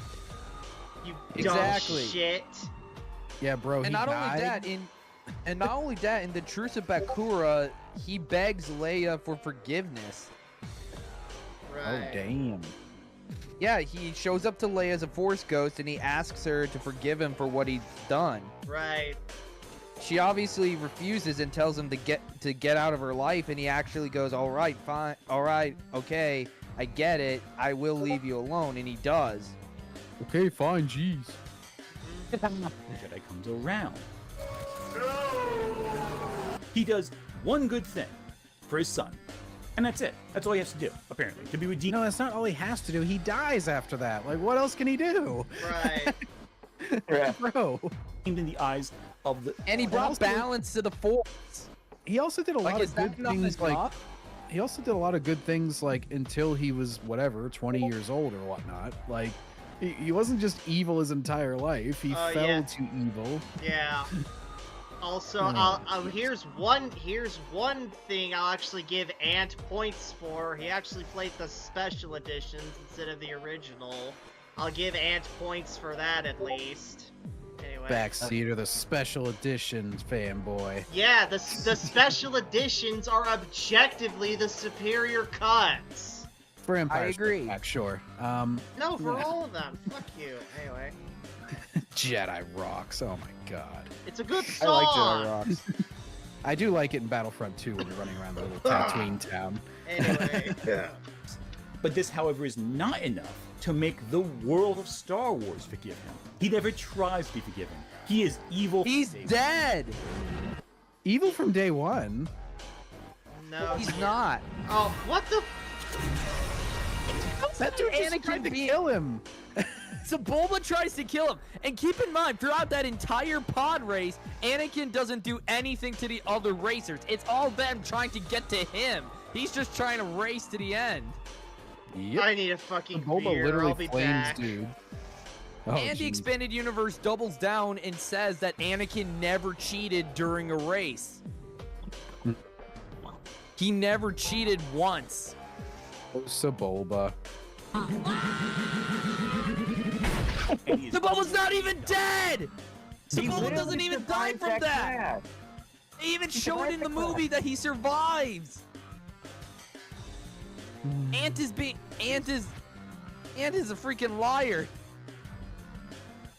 That wasn't Vader's first kill. Yeah. Well, Battleground. Stories like Steven Universe do feature redemption arcs for those who help. Hang on, John. Go service back. I was fascist away for a minute. Oh yeah, he's just saying Vader's first kill was Sebulba. No, it wasn't. Fuck you. Go. Yeah, we didn't Alright, make it keep too playing. far, so. Keep playing. And he is evil when he dies. It is No, important he to isn't. note that story. No, He's he not isn't. evil when he dies. He doesn't. How the fuck is wrong with you, Ant? Fuck you. The second Vader says no and lifts up Palpatine, God. Vader's dead. It's back to him being Anakin. Yes. Oof. Stories like Steven Universe do feature redemption arcs for those who help service fascist dictatorships, like Peridot. I'm Steven. There appears to be an infestation of Stevens in the kindergarten. But there's a substantial difference between Peridot and Vader, as there is when you take a far less cartoonish character when you compare them to Vader. Like, say, Dristuerden from the Forgotten Realms, the D&D module, or Minthara from Baldur's Gate 3, which is also in Faerun, which is the world of Forgotten Realms. I'm having a bit of D&D brain rot right now, so bear with me here. Dude, all you have is brain rot. You don't even have a brain at this point. Yes. It's all just a bunch of brain rot with no brain to rot on. Briscoe, you're more of a rot king than Asmongold. Yeah, Briscoe. Ant is such a fucking idiot. Yes, he is. It's like, at this point, it's like he's completely lost the fucking plot. I'm just letting him fucking, like, do his dumb shit. It's like, if I was just watching this, like, video normally, like, I'm like, ooh, this looks like an interesting video, I'll watch it, I would have clicked off by now. He's just wasting fucking time. He's just padding his shit out for the ad revenue. It's like he's doing absolutely nothing. It's like this, like, there's nothing to this fucking video so far. Nothing. But Castlevania was totally relevant to this, I swear. Makes sense when we get to the point of it. Even though Peridot helps foster the complete obliteration of the planet Earth. Yes, Briscoe. And Minthara orchestrates Briscoe, the yes, not just D&D, just the critical role D&D. There's a bit of a difference there. Regard. God, how long is this? About, I don't know, about like 20-ish minutes left, Rick. Anyway. Massacre of a tiefling population. Ugh. Both are vulnerable people who exist as cogs in the machine of fascism. She flinches as layers of her Define fascism! He hasn't defined anything. Harold, use the Oxford Dictionary, dude. Anticipating a knife in the back. They have limited authority. Peridot is a gem and born into a system of conformity, while Minthara and Drizzt are both born into the drow society of Menzoberranzan, a matriarchal society that places power in the hands of families that steal power through bloodshed and carnage in secret. Drizzt is a cog in his mother's schemes and chooses to reject it, spending the rest of his lifetime fighting his evil nature through great effort. But Minthara doesn't. Because with him, anything is... Joker here. I am here to get to Baldur's Gate. Possible? Hey! What? Just give the word and I will kill the clown.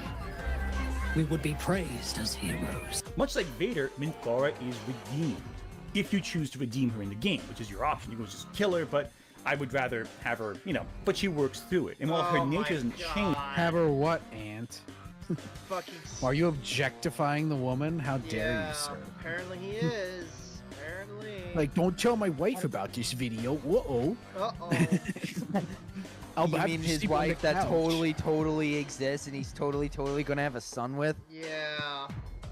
I'll have to suck a boyfriend's cock more Still times no this pics. Still no pics. Still no pics. Waiting for the pics, Ant. Oh, this is the face he makes when you ask for pics. He's like, uh-oh. Yeah, I'm totally getting that shit. And fascism is someone that doesn't believe there are 20,000 different genders and has a sense of humor. Yeah, pretty much. Oh my god. Fascism has always been defined by its anti-trans message.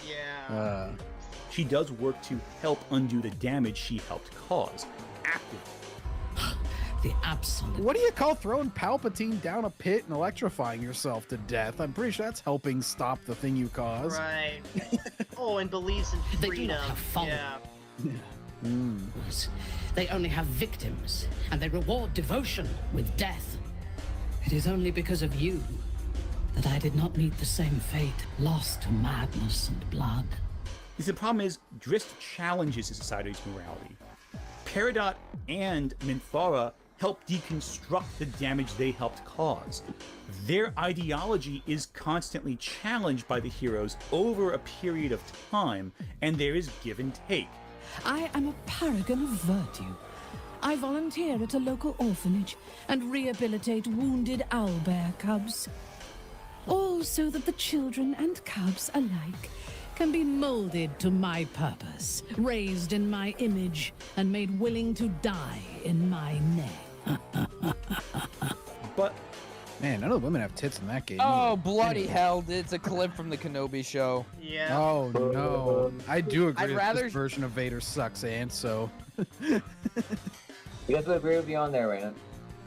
He has the best dialogue, like, so have you come to destroy me after landing his ship and approaching the other person? Or, Because they were putting out a Vader voice. what's the other one where he goes like, it's like right after that where he says something really stupid. It's like the most generic evil line ever. He's just like, then I will destroy you or something. It's just like, Vader, not so much. Another comparison with Vader, Char. He also didn't finish off fucking Reva there, which he should have. Oh, here's the thing. And I think Anne's forgetting about the clear best version of Vader. The one on Fortnite. Oh, jeez. Oh, right. Oh, that the one is AI incredibly based. Yeah.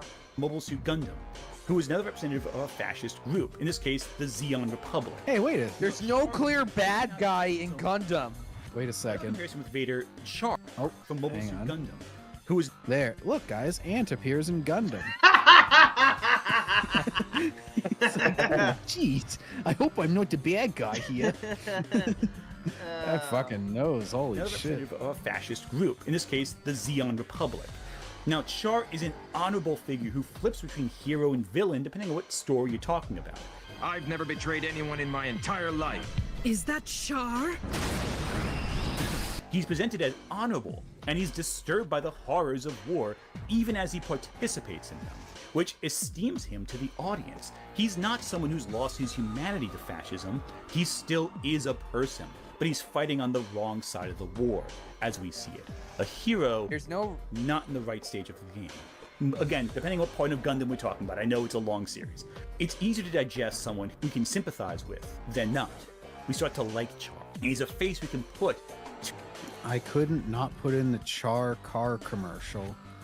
Editor's note. Oh, so his editor knows this shit, just not him. to this massive bad guy government. Coming after Vader, he is also a face we can put to the Empire, one that is recognizable. Dude, stop putting Disney Star Wars clips in your damn show. Please.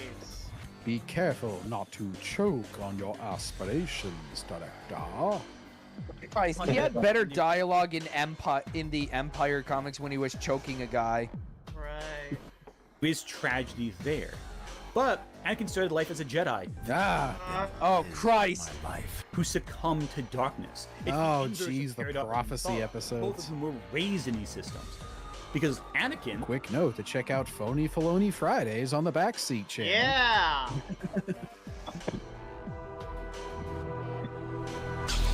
created the system. Freedom, justice, and security to my new empire. Your new empire? The fate of his lover, his pride at being... I still say Padme could have stopped him if she'd have just freaked him out by going harder whenever he started doing that. Like, wait, what? Yeah. Everybody just stops and is too wigged out to continue their escalation. Like, all right, everybody take a step back and take a breath. Hang on. Yeah. Snubbed by his fellow Jedi. Oh, hang on. What was that little hell? note? It's Kiadi Mundi again. And security to my new empire. God, that was like another half sec. I hate whenever he does this. These half second. Lover, his pride at being... I gotta go. Fellow... He has a doctor's note to have relations, though. Oh, bloody screw you! Oh, he's going for by referencing the expanded universe. Yeah, he's going by what he would probably deem non-canon now, by using Kiadi Mundi. Because obviously Disney Star Wars is a complete and total shit show. Mm-hmm. Jedi being raised by the wrong master who didn't want to train him all that much. More Disney Star Wars.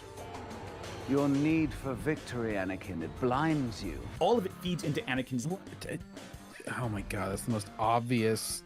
That was made later, so yes, they're gonna reference it as if they're being clever. Oh my god. Downfall, and none of it justifies his cruelty towards the Jedi when he essentially genocides them That's like if they had the Obi-Wan show and they like have another one of those flashbacks. Maybe if they make a season 2, like's been rumored lately, they'll have another flashback where like Obi-Wan is like, Anakin, you really have to learn to avoid lava. It'll be the death of your arms and legs. And they're like, oh my god, what a clever callback to Revenge of the Sith. It's like, no, they're just fucking jangling keys. Right. Rick R. So what Ant is saying is Anakin's downfall was the fault of Jedi fascism? I honestly don't know, Rick.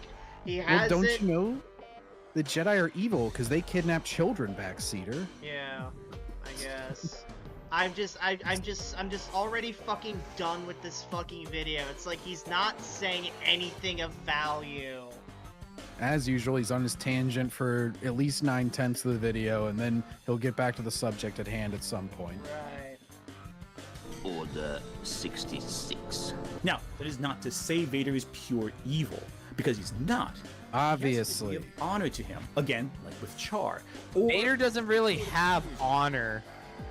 Yeah, he's obviously not pure evil, but yeah, this is more of a personal grudge. It's not really him doing anything honorable. He just wants to beat Obi-Wan because he lost to him last time, which the last time was on fucking Mustafar, not the random rock planet from Obi-Wan's show. Right. Exactly. Vader takes things personally. He is not, he's not going to take a loss lying down. He is going to get back up and he's going to come after you. He'll hold a grudge for 20 years. When I left you, I was but the learner. Now I am the master. Oh, screw you! What does that have to do with anything? He's just showing random. I think he just did it to avoid copyright. To be honest. No.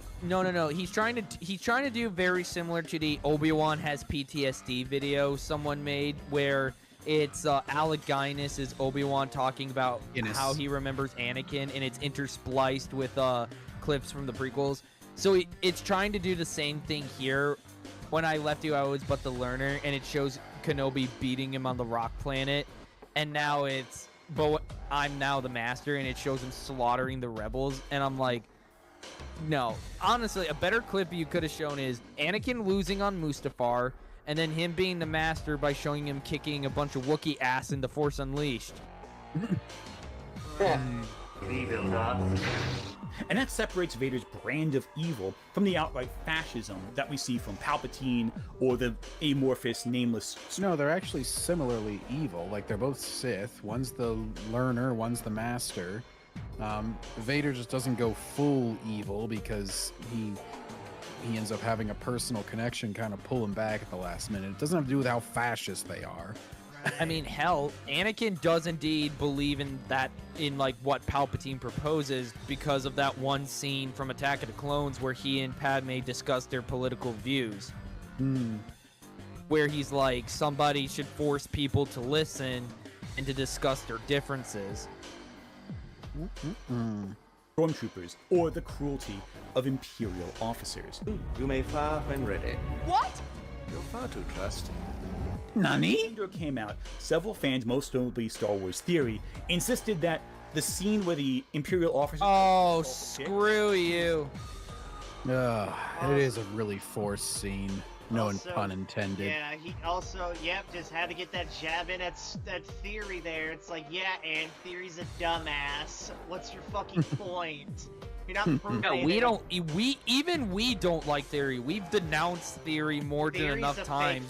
Theory's a fake fan. Again, I keep saying, give me 5 minutes alone with him on a stream, and I can prove I'm 100 times the fan he claims to be. Right. Yeah, Theory's pretty much like, he's a useful tool in some instances. Like, if he's willing to dogpile on something that everybody else hates, then I'll take his support or whatever. But the instant that he like starts supporting something retarded, I'm just like instantly dumping him. Or just like dump out his opinion. A migrant woman? That scene was a betrayal to Star Wars. What? That Vader would never allow... They tried to like force some immigration allegory in that first arc of Andor season 2. Because they always do it in 3-episode slots because the show failed in viewership and they couldn't get the 5 seasons that he was supposed to get, that he wanted to get. So he squeezes each season into 3 episodes that he was planning. So the second season of Andor is like, the reason they released 3 episode chunks is because one is each year, leading up to Battle, or Yavin. So basically, the first arc of it, Bix is pretty much sidelined for the entire thing.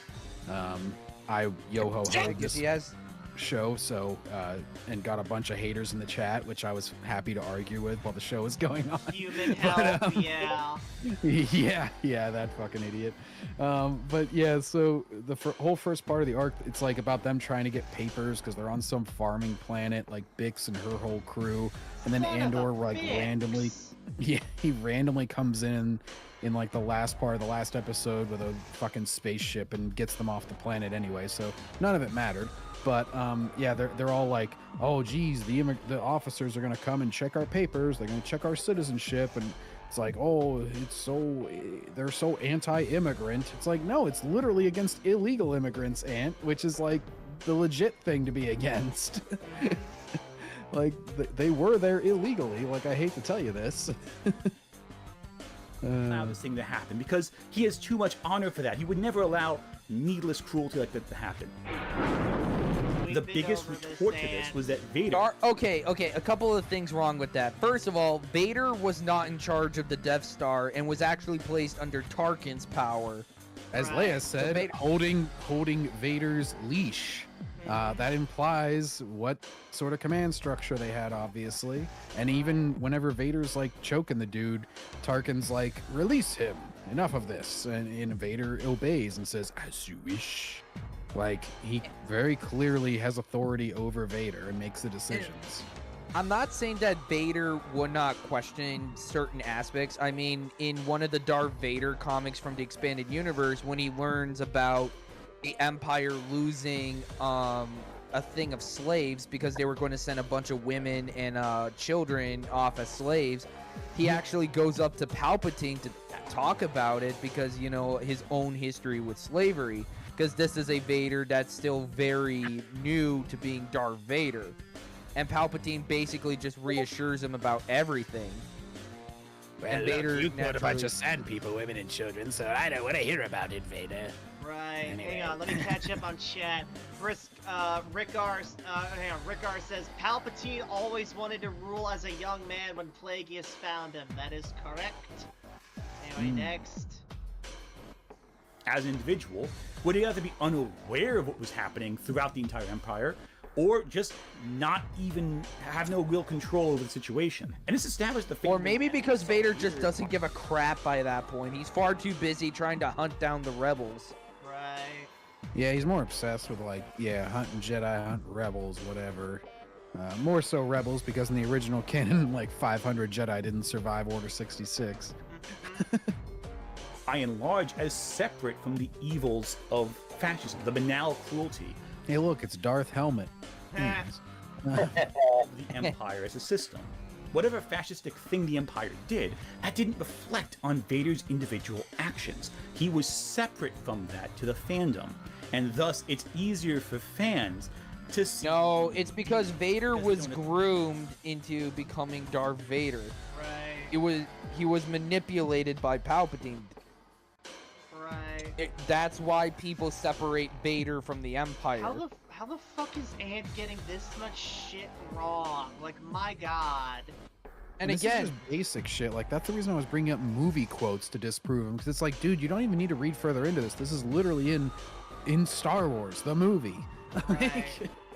Again, Vader was not in charge of Yavin blowing up. That wasn't his decision. No. Alderaan, you mean? Alderaan, yeah. They tried to blow up Yavin, but they failed. Dude, my bad. Necessarily with the banal cruelty. Vader never assaults anyone. And oh Christ! Shut up. We do not need to be reminded of when Disney Star Wars gave Vader his own Harley Quinn.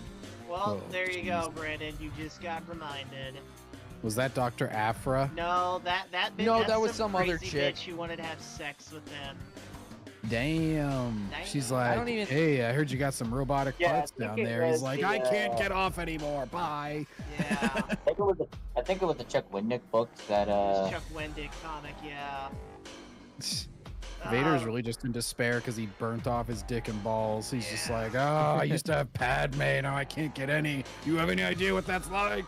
Yeah. Rick R, he's the Emperor's right-hand man, and he has more important things than what happens in the movie. Yeah. Andor kind of present Vader as above it all, above the petty squabbles of the rest of the Empire.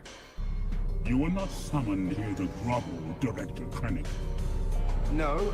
But he's still the equivalent of the SS officer, the one who comes and leads the soldiers in battles, in big conflicts. Because... Okay, so anybody who leads soldiers is now an SS officer. That's an interesting take, Ant. Or maybe it's because Vader actually... Or maybe it's because Vader's the head honcho and knows how to fight in battle. Not to mention he has experience with troops from the Clone Wars. Right. Mm-hmm.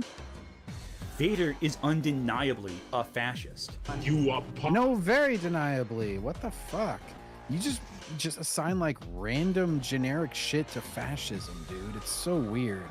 This I is mean, if you want troops, to you're a fascist. movie without the context of the sequels that follows, and yeah, you could kind of make that comparison, but you gotta look at the whole character and not just one singular movie moment. And this is why I keep telling you that you need to fucking define your fucking terms when you make videos like this. It's like, I swear to God, like, if I didn't know what the hell fascism was before walking into this, I still wouldn't know what it is. He's doing such a terrible job actually defining it. At this point, I don't even know what his audience is. Like, who is this for? I don't know, like, people who want self-validation. The only people who watch videos made by Ant are people who want, like, their opinions validated, pretty much. Yeah, it's just confirmation bias for his echo chamber. Yeah. Irons and a traitor. Take it away! In Umberto Eco's essay, Fascism, there are 14 traits that he deemed common. Well, Jesus. I feel like his entire fucking YouTube channel is just a reason to bring up random authors and like professors and shit that nobody gives a shit about, like that Earthsea bitch. Yeah, Ursula K. Le Guin, yeah. It's just like his way of randomly advertising them at various points. Alright, well here, it seems like we're finally getting some definition. So what are these 14 traits right here? The cult of tradition. The rejection of modernism. Okay, so cult of action. Tradition. So is just any tradition bad now according to him? That's all fascism? Apparently. Like if you have anything where you're like, my daddy did it and his daddy before him, he's like, oh, you're a fascist. Oh boy. Rejection of modernism definitely has to be like rejecting all of the sick and twisted stuff that has been introduced into our culture as of late. Wow, I guess. Yeah, he'll say modernism is any like, you know, crazy ideology that suddenly springs up. You should instantly accept anything that's new, otherwise you're a fascist. I guess Ant must really hate the meme of reject modernity, embrace tradition then. Yeah, that covers his first 2 points. Yeah, what else we got Probably here? counter propaganda to him. Yeah, what else we got? What's number 3, John? Cult of action for action's sake. What does that even mean? I guess like by action he just means like do something just to say that you did something. Like, oh, you know, essentially if like the gears have been clogged in the government or something and you just come in and do something, it's like, oh, people are gonna like that, so you shouldn't just do action for action's sake. Right, we got disagree. I'm sorry, John. What were we gonna say? It's what? Oh, just like that's kind of a frowned upon thing for any side, I would say. Like even the people that he would call fascist are like, well, yeah, you shouldn't just do things just to say you did something. You should do it with a purpose. That's not anything to do with fascism. It's just a generally disagreeable thing. Rebel without a cause. Yeah, we got disagreement is treason. Well, that's just bad, like in general. That's not, again, not a fascism thing. I think most people think like, oh, you disagree and that's true. That's more his fucking side, where they're like, oh, you're an ism phobe if you disagree with my ideology that I randomly sprung up on you yesterday. All right, we got fear of difference here. Oh yeah, so yeah, it's just the other or whatever. He would probably think like that applies to like trans ideology or something like. Oh, you're just fearful of them. Yeah, we got appeal to a frustrated middle class. Normally, it's the disappearance of the middle class is what you're trying to avoid. Obsession with a plot. Oh, this goes back to the fucking EFAP thing that I was talking about. That was his whole thing, was that like people shouldn't pay attention to plot because plot doesn't matter. Which that sounds more like a movie thing, not a fucking fascism thing. Right. That just seems like it ties into movie criticism, especially in the way that Ant was at least using it in another one of his videos, because he was talking about like, oh, people get so obsessed with details, and the entire refutation of that was that it feeds into character and everything if you have a plot that actually makes sense. We got enemies are both too strong and too weak. What? What? Yeah, pacifism is trafficking with the enemy. Oh, wait, but that's also his side. Hang on. Because they say if you don't speak up, then you're complicit or whatever. Yes. The whole BLM thing was like, Silence you can't be silent. Yeah. Yes, that's the phrase I was looking for. So he's naming a lot of things the left is currently doing, ironically enough. God damn, Ant. I didn't know you hated the left so much. Everybody is educated to become... Oh, hang on, I'm going to skip one. Contempt for the weak. Okay, that's just like a generally villainous thing. That's not really fascism. That's the fucking clip that he showed before. Everybody is educated to become a hero. What? What? So being a hero is bad now? That is such a weird... I hope he doesn't go through all of these like in detail. We got machismo. I mean, given on how long his videos are, you can absolutely guarantee that he's gonna go through each one of these traits one by one, give him like 5 minutes at a time, including a Wikipedia definition, Google definition, example, use it in a sentence.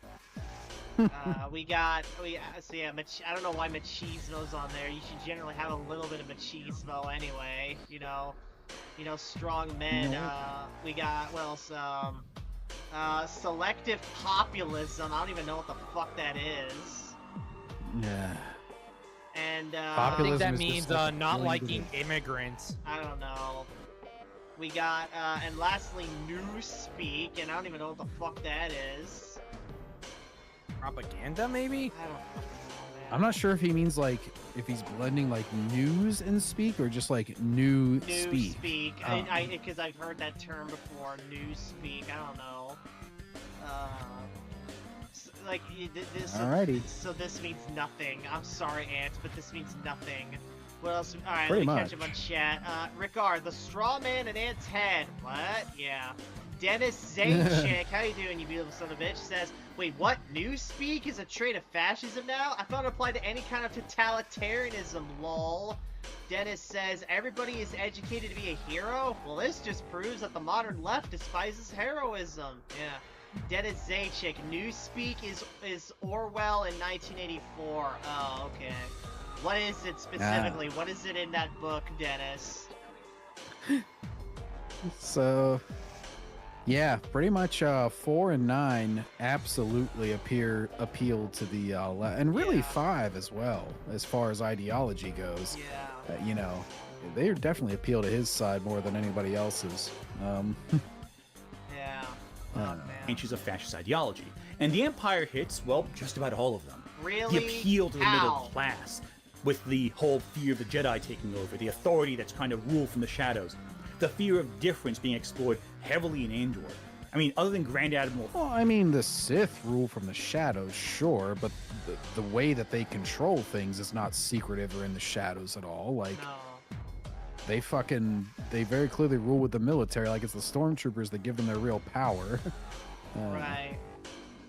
Thrawn None of them are aliens. I mean, well, they're all aliens because it's a galaxy far, far away, but you get the idea. They're all humanoid. Congratulations, you made the fucking observation that every leftoid crazy person makes about the Empire. Yes, they're racist towards aliens. Congratulations. I can tell you how Disney will never tackle this, though, which is how the fucking New Jedi Order books that I've read have tackled it, which is that then the aliens become a little biased against humans by the time the New Jedi Order rolls around, and they're fucking dressed down whenever they try to be prejudiced against, Jagged Fell. Yeah. And he calls them the fuck out and says, you only don't like me because I'm a human. Oh, I bet he would never like that story, because that would be like, oh no, it's reverse racism. That's an evil ideology. No. Dennis says, Newspeak is the twisted language of dictators when the leader changes the meaning of concepts like war equals peace, death equals life, that sort of thing. Pretty much. So basically, like, whenever they tell you that something is a dog whistle, and then they completely change the meaning of it. Right. To make you appear evil when you say it. Right. Like, what do you mean by that? Yeah. Yeah. Usually we used to do that as a joke, but the fact that people use it in a serious context is just very sad. Right. It's more Anbor, everybody. Yay! Plus, is it not? That's what the PORD legislation will do.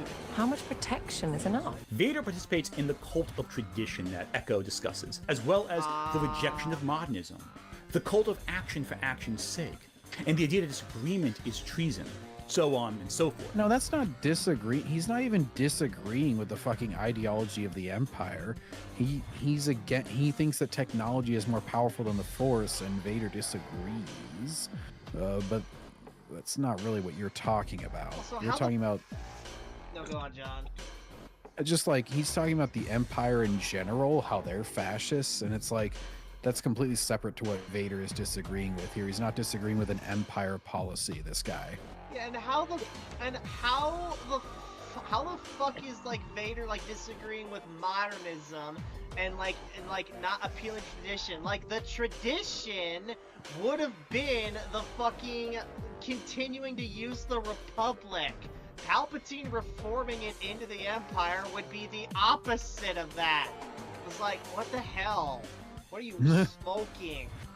That's true. The tradition was democracy until the Empire. Yeah. Oh god. Fucking idiot. I find your lack of faith disturbing. And the thing is, this doesn't start when Vader puts on the helmet. He's like this throughout even the prequels and the Clone Wars animated series. Throughout his lifetime, Screw you! Fascist. That's not even Anakin. That's fake Anakin. And you really need to stop being so accepting of like when a company says this is the canon. You really need to like knock it off with that shit. And here's something that you might agree with. You really need to learn to stop being like accepting like just what the corporation says. No, corporations are only okay when they feed my beliefs, Backseat. Right. They always try to dance around that one. That, you know, whenever the corporations put up all the pride flags, that corporation is nice. But in any other instance, they're bad. Of control, of genociding people he doesn't care for, such as in Attack of the Clones, the Tusken Raiders. Now granted, they did kill his mom, but he slaughtered them like animals. He dehumanizes them, and not just the... Because they are animals. They are savages. They shoot pod racer pilots for fun. Yeah, and also, I don't buy into the fucking Boba Fett redemption arc for the Tusken Raiders, where they literally just ignore the fact that they bring in slaves at the start of that series and go, oh, aren't they so nice? No, like the only real way you can reason with a Tusken Raider is like when they do it in like KOTOR on the Tatooine part, yeah. I don't know. Also, JJ plagiarisms. He really hates Tusken Raiders, like, freaking, like, way too much. Like, it's crazy. Like, he legit considers Tatooine the worst planet in that game because you have to deal with the Tuskens. It's like, dude, you are blowing, like, the savageness of the Tuskens, like, way out of proportions. They are not that evil. Like, calm down, bro. Huh. commit hang on, a John. number of war Dennis, crimes. Ant's entire point about Vader being a reformed space Nazi is dumb for his sacrifice is literally a symbolic act on the level of Christ dying on the cross for the sake of humanity. Yeah, pretty much. Throughout the Clone Wars, as depicted in the animated Clone Wars series. This is undeniable. This happens consistently. No. Yeah, thank Filoni for that. Ugh, I thank Filoni for nothing. Yeah. So it should not be a surprise that the alt-right pipeline that he's on leads to him becoming Alt-right pipeline. Oh my gosh, guys, we're all Vader. No. What? There's really no right wing or left wing in Star Wars. Yes, there is. The right wing is all the evil people. It's such a simplistic worldview. He's such a fucking simpleton. Oh my gosh. Simple Ant. Oh, he always thinks he's making such a profound point by saying shit like this. SS officer. He leads the charge during Order 66, decimating the very because Palpatine ordered him to, and Palpatine has lured Anakin on with the lie that together they can discover the power to save Padme. Yeah. You know what, Ant? You're saying you're against the attack on this religious institution, the Jedi, you know? So. You're saying that the church is the good guys in this story? Maybe not. You're against. And it's undeniable that he hates the Jedi also because they denied him a promotion to Jedi Master. You're on this council, but we do not grant you the right. Took the meme too seriously, he just bro. likes the Jedi for a lot of things. At no point does Darth Vader ever fundamentally reject this ideology in his lifetime. He may harbor regrets, but the true lever that Yeah, he's left like fucking burnt alive, and he has to betray him in a moment of passion. Fucking Mace Windu and all them. Uh-oh. No, it's debates fine, his guys. last redemption is his son. Padme died giving birth to both. I'll put myself on mute real quick. Alright. What? And part to save Padme. Luke is the last remnant of his old life and virtues. And so Palpatine threatening to kill Luke in front of Vader is enough to make one good thing. Even if it results in Palpatine's Force Lightning shorting out Vader's life support systems. Ironically, the very instruments of fascism keep him alive is what destroys him in the end. A kind of a karmic punishment for his actions. Does Vader ever challenge his beliefs? No, I mean, to be fair, Vader's entire existence in the suit is a karmic punishment for what he's done. Right. Yeah, and he does live like 20 years longer than he would have without the suit. So it's not really the death of him so much it is like it could only keep him alive for so much longer. Right. In his lifetime. Though again, Ahsoka may indicate Anakin's post-death life led him to further change. Oh, screw you! No, yeah, when that's he appears as a Force Ghost to Ahsoka instead of his own son. I'm yelling at or Ant, his daughter, shut up. Or his daughter. Oh god! Don't tell me to calm fucking... down when I'm dealing with Ant, Mom.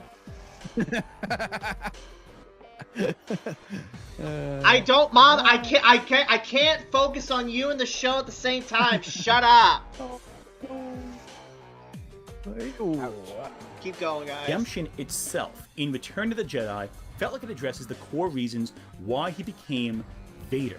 Dude, you do realize that all that shit you went over went after it came out after Return of the Jedi. This doesn't support your argument at all. Yeah, not really. No. He does one good thing for one person, possibly selfishly. Selfishly? What? He saved his son's life, you fucktard! Tell your sister. And that's it. He's not really redeemed, he just stops being Vader. And I think the fact that that's him being redeemed! He is redeemed at the end, as evidenced when he appears as the Force Ghost as his old man self. Anyways. Father down the path to redemption until again Ahsoka actually helps this redemption. No, Ahsoka is not the path of redemption for Anakin. No. I don't even know how the hell you can draw this conclusion. I know there are idiots who think that Vader's redemption wasn't earned. This is a whole nother level of stupid. How the hell do you misunderstand the character of Anakin Skywalker this freaking much? Dude, Ahsoka does not exist whenever those scenes were made. Like, obviously she was not the thing that they had in mind. Like, this makes no fucking sense with this connection that you're trying to draw. That they made a series fucking a half a century later, and that was supposed to be the big connection that redeemed Vader. Like, what? Briscoe, Because hang on. we don't Briscoe have says, to- "Fuck, my comments are getting banned. I think. I don't know why they are. I don't have a bot set up." No, YouTube just auto-censor shit. Sometimes if you go to all messages, you'll see them instead of top messages, which is like the default in chat. Yeah, I've got live chat up, and a lot of Briscoe's messages aren't coming through. Yeah, if you say stuff that's too bad, YouTube will just auto-censor it a lot of times. Rick R says, "The fact Revenge of the Sith basically confirms Ahsoka was never important." Yeah. But, yeah. Don't you guys know that Season 7 tied into Revenge of the Sith, though? Badly. Yeah, it's just like, by the way, Anakin was chatting it up with Ahsoka 5 minutes before he went to Palpatine. Watch the follow-through. Unlike the Diamonds in Steven Universe, where we spend a movie and a season watching them take up the role of the annoying distant aunties, trying to be kind-hearted people. And it's weird how we have this swerve that we're expected just to follow along. Whereas with Vader, we see that the galaxy does not forgive him, again, especially in the expanded universe. Oh, and that's again, a Disney granted, book, by the Steven way. Universe You are the last one to talk about the expanded universe, you idiot. Yeah. This is the dude who couldn't even provide evidence to back up his claim about the truth of Bakura. Right. Ants, if you are watching this, I swear to God, this shit like this is why I would like to debate you at one point. Fuck, man. Debate me, bro. You're a Debate me, master bro. debater. Yeah. Yeah, Ant is such a master debater, he won't debate me. He's that fucking scared. He just goes on to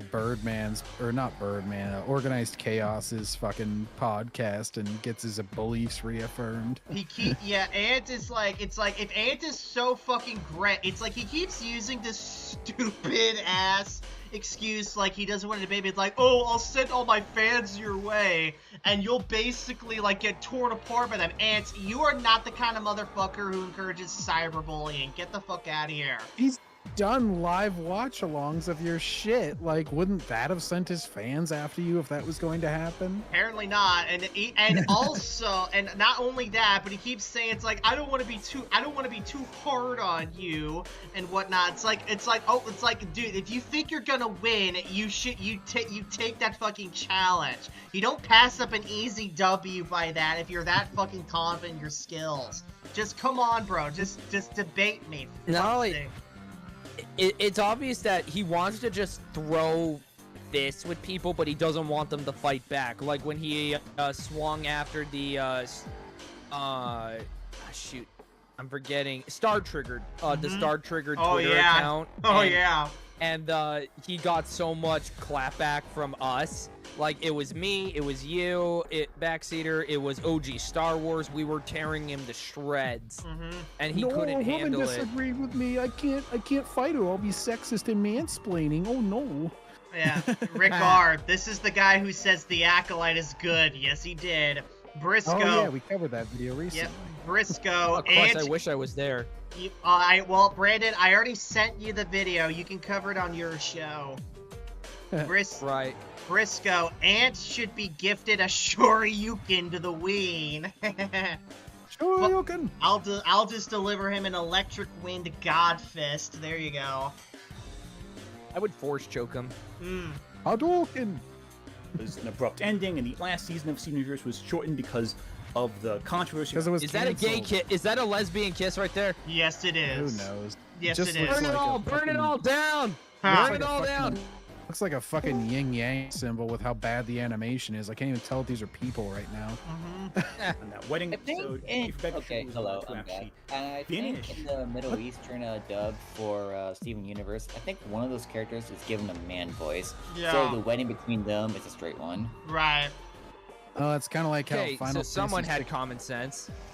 That's kind of like how Final Fantasy 16, they didn't sell it in the fucking in some of the Middle Eastern countries because there's like one scene where there's a gay kiss and like, why didn't you just cut out that scene? I played the game multiple times. It would have been really easy to cut that out and just release it anyway. Actually, Marvel Spider-Man 2 censored a lot of the woke crap that was in it for the Middle Eastern They censored release. all the flags, yeah. And I think the Black Cat, yeah, I think the Black Cat like lesbian because shit. Native Americans wanted to order them. Brant, Evan, can you turn your mic up? Anyways, Briscoe, Sorry. I had to go around to Youb to get that comment though. What? Yeah. I I don't think get he's it. trying to I think he's trying to not type YouTube. He's saying like he has to censor his language basically for YouTube to accept it. I've had that problem before. Sometimes I can't say a single bad word or my comment just doesn't show up. Yeah, you know. Her ideas. The ending might have been less rushed, with a tacked-on epilogue series putting into production only due to the show's overwhelming success. It could have been Really? Success? Didn't we No. just go over the fact that it was a complete and total bomb? It was only canceled because of its success, guys. Yeah. Makes total sense. Yeah. This isn't Futurama. They just can't accept whenever their fucking ideology causes something to fail. It's like, dude, women creators can fail, gay creators can fail. It's not some conspiracy where like, oh, it was secretly a huge success, guys. It was just those haters on the Acolyte was also a success, I swear. Right. It's like, shut the fuck up. God, take the Take L. the L. Yeah. Tell me you don't know Star Wars without telling me you don't know Star Wars. He doesn't. Instead, it was kind of rushed. Now that's unlike Frieza. Oh boy, here we Why go. did he say Frieza? Why did he say Frieza's name like he's a furry or something? It's like Frieza. Yeah, even I was like, what the hell? Also, I'm pretty sure this guy's still evil to this current day. Yes, that's the one I was talking about earlier, where like he thinks that Frieza was redeemed because they recruit Frieza from hell, by the way. Frieza's literally in hell when Goku goes to get him.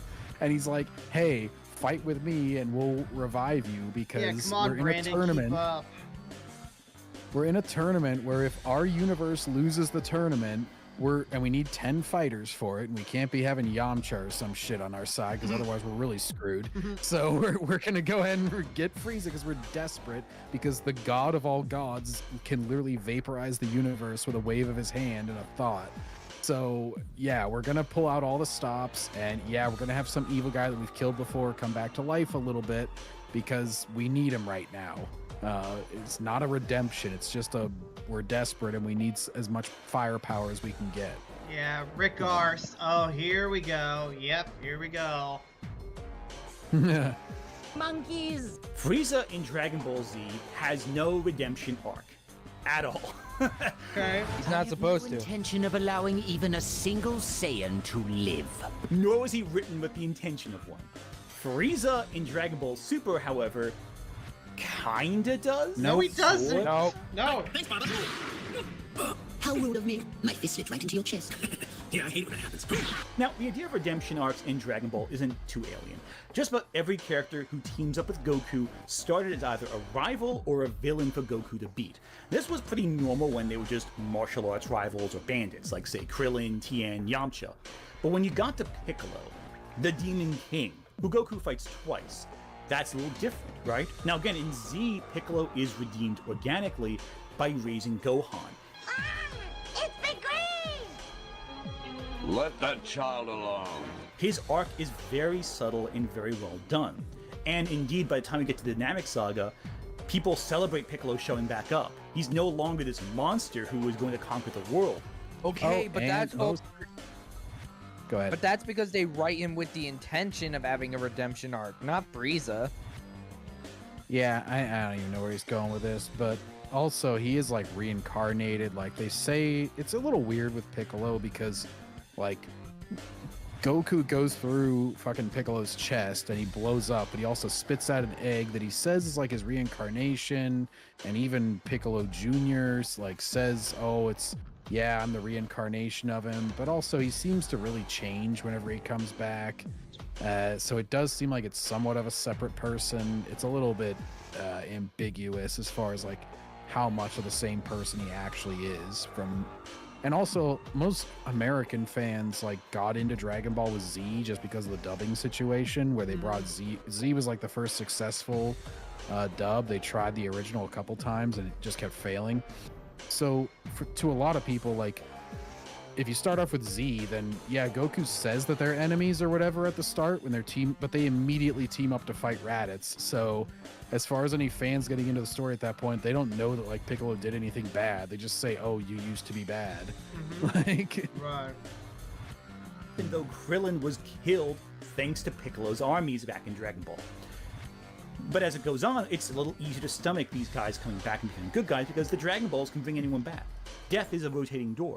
So if they kill 1 million people in Dragon Ball, it's okay because they can get brought back with the Dragon Balls. Well, not every Vegeta's redemption, for example, spanned all of Z, with him relapsing into violence during the Majin Buu arc with the Majin Vegeta arc. While the androids in Majin Buu's redemptions are more quick, they're also neither particularly evil, so it's easier to buy. But Frieza, he was a pure evil monster, a genocidal, arrogant alien who, when showed mercy by Goku... Okay, arrogance is hardly like a crime worth mentioning with Frieza. He blows up a shit ton of planets. He's like, yeah, he was also arrogant. Yeah, I would rather focus on the fact that he's blown up hundreds of worlds. Right. As an opportunity to stab Goku in the back, so to speak. Frieza obliterated almost all of the Saiyan race out of fear one would rise up and slay him.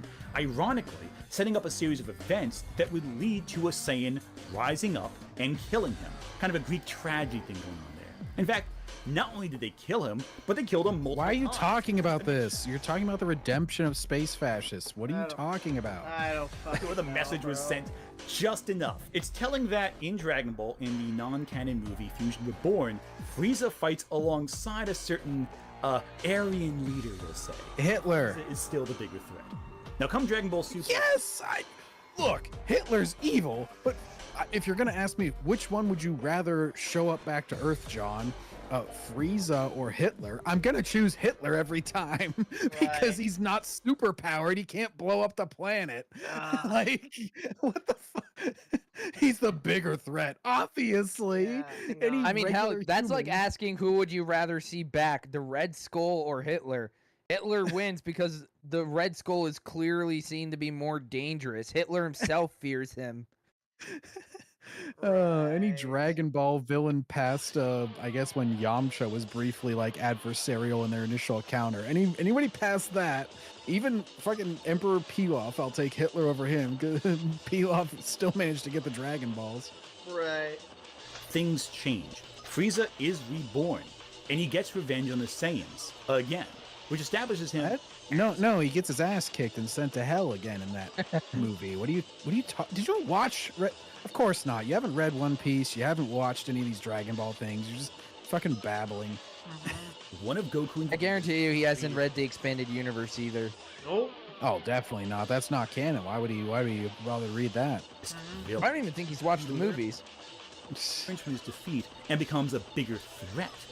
I commend you for putting up a good struggle, but I won't stop until I get my revenge and you're far too many pieces to count. But then something happens. Come the Tournament of Power, Goku and friends take part in a battle that will determine the fate of their entire universe. And so they need someone to help them. Yeah? They turn to Frieza. I like the way that halo looks on you, Frieza. Now, Frieza has a common goal. He doesn't want to be destroyed either. If they lose, universe goes. Yes. So it's a pretty easy choice. But also, he works with Goku to get us something else. If in the end we prove victorious, and our universe remains intact, he will use the Dragon Balls to truly bring me back. So he's only in it to help himself. And there's multiple points like the Tournament of Power, but that's pretty much a lot of what happens with whenever the hero teams up with the villain. The villain's usually doing it to benefit themselves rather than the hero. I mean, Eggman teaming up with Sonic is usually done because without the planet being around, he can't build Eggman Land. He's only doing it for himself.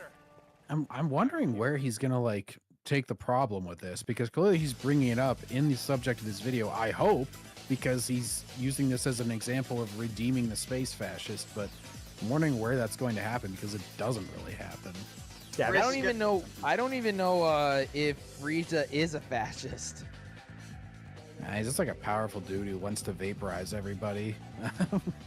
Honestly, I don't even know if he showcased the right or the wrong way to redeem anyone, period.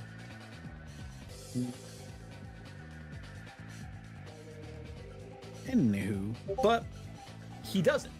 In fact, he works with one common goal, not dying. And here's the difference between Frieza and White Diamond.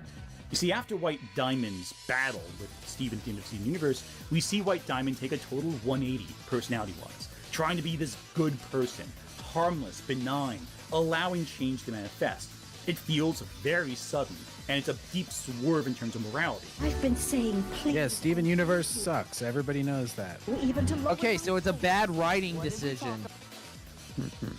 About equal life forms. But Frieza, the moment he gets what he wants, the moment he's back, My loyal subjects, your patience was not in vain, for as you can see, the Emperor of this universe is back. he proves that he's learned from experience, but he's still a bad guy. He still is a very like any other villain that's gotten his ass kicked hundreds of times, he learns and comes back to try again. Frieza post-resurrection tries to manipulate the legendary Super Saiyan Broly, and in the Super manga, trains to master his power, finding himself accessing a new transformation, his black form. Frieza has abandoned his original goal of immortality, and instead So he can is say the planning on N-word. just conquering reality itself. Okay, so he's still evil. So he shifted priorities. He didn't change morality-wise. Yeah, I wonder if he'll say that it's problematic that the black form, that the main villain is now black. Briscoe, yes, Briscoe. Ant is a numbnut. Yes, he is. Oh, God. He has more respect for the Z Fighters, and he has more of an understanding of his own faults as a person, and is working at improving those. Which, in case Yeah, so he doesn't get his ass handed to him again. Yeah, he learned to train because he never used to train. That's like their whole thing with... That's how he unlocked his gold form, even in Resurrection F. He says, like, I trained for a few weeks, and now I'm super strong. Because he was so strong before that he never needed to fear anything. Until Goku fucking killed... Dying, it turns out, actually teaches you to be a little more careful with your life. So he's died a couple times now, so there you go. More dangerous, because his arrogance was one of the few things that the Saiyans could exploit previously. He's become better understanding his limitations and how to surpass them, which makes him way more dangerous. But interestingly enough, this is also what happened with Vegeta during the Namek and Android sagas. Vegeta was still a villain in those arcs, but he just fought alongside the heroes. He was Whoa, Vegeta pretty much ended up redeeming himself. I mean, like, even in the Namek saga, he cries. He fucking finally swallows his pride and asks Goku to get revenge because it was everything that, like, he ever cared about was destroyed by Frieza. So he knows that he took the L, so he's begging Goku to just, like, accept a little bit of his Saiyan heritage, and it's like a fucking huge character arc. This is nothing like what's happened with Frieza. always getting better and more powerful to help with fighting a common cause.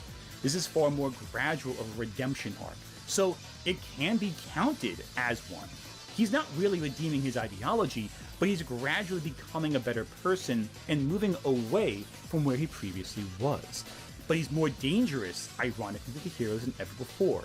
He's just grown as a person, gradually.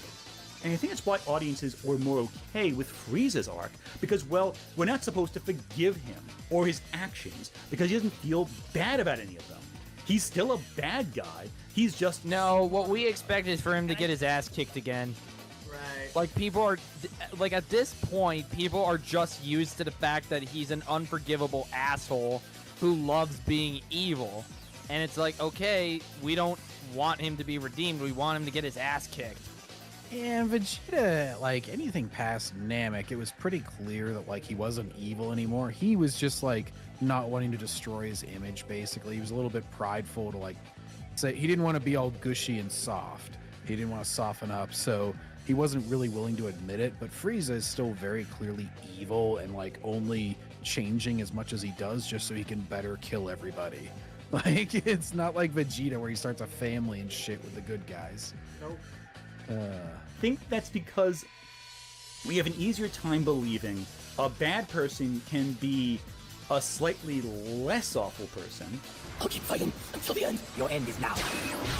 Then we can believe a person completely changing on a dime. Because with Frieza, the reason people hate him is due to his personal actions. And yeah, is this whole fucking point just that a sudden change is worse than a gradual change? Like, obviously, that's just basic storytelling. And has nothing to do with fascism. Seems to be the case. Captain Obvious. Oh my god, this is like such a most long-winded way to say long character arc well written is better than sudden character arc not written. Whoa. Whoa, Nelly. Less about the systems of authority he helps manage, mainly because his henchmen act as an extension of his will. The Ginyu Force, Zarbon, The Ginyu Force! They're not really individual characters so much as they are Frieza's goons. We don't really know what Frieza's government is like. We just know he's a lord. Well, they're both. I mean, the Ginyu Force definitely had personality. So no, they're both. Just because they're underlings to somebody else does not mean that they're like suddenly personality-less. Right. He lords over everything. We can assume it's fascist in nature, but it could also be like a slumlord conquering planets. We could also just not assume that. Assume. So again, my guess is he's title on there to get clicks. Yes. Yep. Because this is literally not Frieza. This is straight up mask off shit. Ant has officially revealed that, yeah, I haven't actually looked at the governments and determined if they're fascist or not based on whatever criteria I use. No, I'm just assuming they are because they're bad guys and calling it a day. Fucking lazy, man. Pretty much. Giving people there for resources he can use later on. In fact, Toriyama says he based them on slumlords. Or like bad landlords anyway. So the point is that Frieza is not really a perfect fascist like the Empire in Star Wars is. He conquers aliens, that they're all different. They're all probably... They're standard bad guys that just want to conquer and rule crap. They're not... Yeah. They don't have to be fascist. Why are you trying to find the fucking political statement in Frieza? He's not a political statement. Like, why is that so hard to understand that Toriyama does not think of storytelling the same way that you do? Because everything is political, John. Oh, the Empire really isn't political either. It really isn't, no. Yeah, and like, Frieza's not even a fucking... Looking at it through a Western lens, when Dragon Ball is very clearly an Eastern story, and their way of storytelling and making characters vastly different from the way we do it. Right. Yeah, and like, I'm sure that they have political allegories for some characters, but just Frieza is the worst possible example, especially basically anything in Dragon Ball, because Toriyama completely admitted that he just made it up as he went along. Like, they asked him one time... I mean, I'm pretty sure politics wasn't even on the forefront of Toriyama's mind when the president in the world of Dragon Ball is literally a cat. Dog. But yeah. Well, and also he he admitted. I heard it was a cat. Maybe I was. No, it's definitely a dog. Trust me. He comes up in like the Saiyan saga and Piccolo saga and shit. Yeah.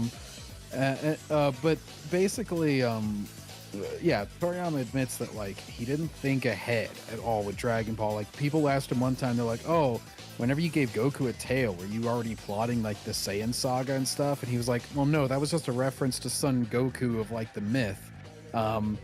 I just started the alien thing because I ran out of strong people for him to fight on Earth, so I had to make aliens. Man, like he just outright admits that he gave no shits about like, oh geez, Toriyama didn't think ahead. He was just like, nah, dude, like I'm completely honest. Like I just made that shit up as I went along.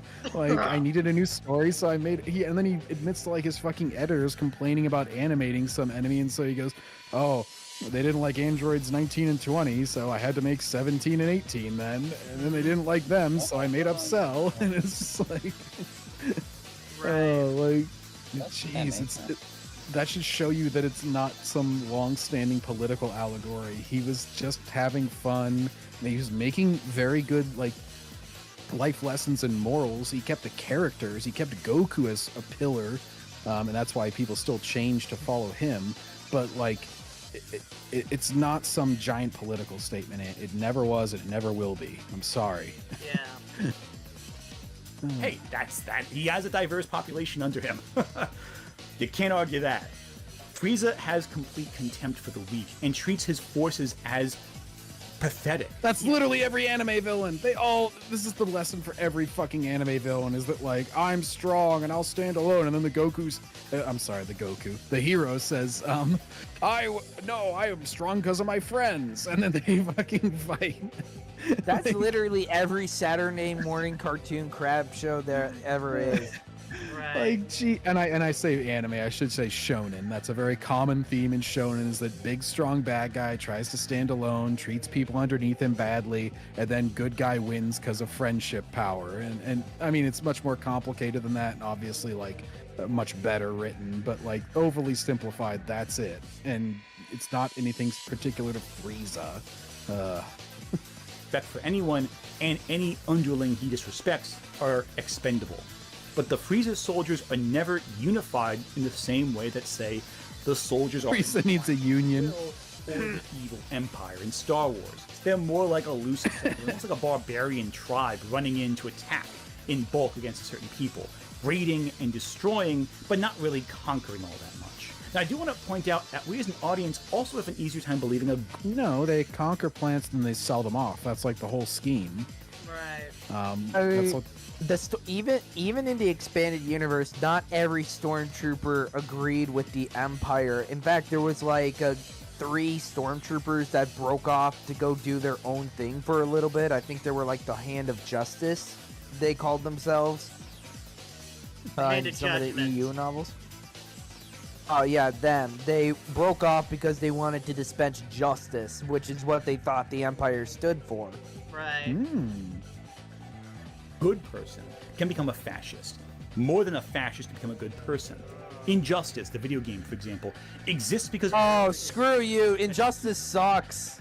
Oh, the Injustice movie especially Movies sucked. suck. Oh. The games are pretty goated. I don't like the... Story-wise, not quite. Yeah, the major thing I hate about the game... Well, first of all, evil Superman is overdone at this point, but that's not really Injustice's fault by itself, I'll admit. It's just generally the meta, the culture. Like when the first game came out, the idea of like an evil Superman was a novel concept, but with Invincible and the boys, it definitely overstayed its welcome. Yeah. And the movie was obviously terrible, and then... the only thing I say aesthetically about the games is that like they had too much of an armory look for all the heroes. They started like the super even armory. Heroes that don't need armor like Superman or the Flash. Yeah, I just don't like that as a general aesthetic. Yeah, the Flash especially, it stands out. Yeah, but anyways, neither here nor there. Superman, given the right trauma and the right levers of pain, could become a fascist who rules over the world. I think we've kind of moved past Injustice as a story, but it does not change the fact we believe that Superman could become a fascist. We have moved past it. Hell, in some cases, like Frank Miller's Batman, especially The Dark Knight Returns, oh boy, fascist is the solution to maintain order in a lawless land. No. Or at least... No, Batman doesn't believe that in the slightest. Not a fucking fascist, dude. You gotta like take control. I know you won't believe this, especially now because of what's happening in DC, but like sometimes when things get lawless enough, you gotta have a little bit of authority come in, because otherwise it's just people dying, like what was happening in Gotham in Dark Knight Returns. Right. Come on. I mean, It's not like Gotham City was being overrun by an evil group of people calling themselves the mutants. Yes. Yeah, like what's the alternative? Batman says, "Oh, geez, I don't want to become a fascist, so I guess the mutants can rule and kill everybody they don't like." Right. Is that what you would rather have, Ant? And again, define fascism. Nah, he never will. He's got to leave it ambiguous enough so that whenever you disagree with him, he'll say, "I didn't say that's what fascism was." Yeah, because he didn't say anything. and it's like you're saying, like, with Superman, give him the right trauma and pain and he'll become a fascist. And I'm like, well, first of all, that's because Injustice just kind of rushes Superman's turn to being evil. But yeah. on top of you have to read the Italian comic to understand all that. Anyway. I mean, but it's like, so in that case, Superman, like, he only takes over because he wants to prevent what happened to Metropolis to happen everywhere else. Right. He's acting out of a sense of nobility. He's acting like it is in the right thing to do. He's not trying to be a fascist or anything. He's just trying to do what he thinks is indeed right. Right. Kind of fascism.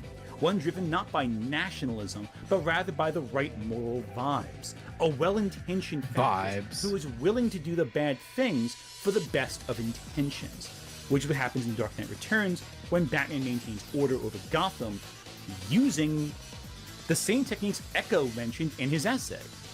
But this leads me to the big... and you're not going to specify, you're just going to hide behind another person's crappy essay? Gotham. Hang on. Sorry, I just want to pause on that text. Everybody is educated to be a hero.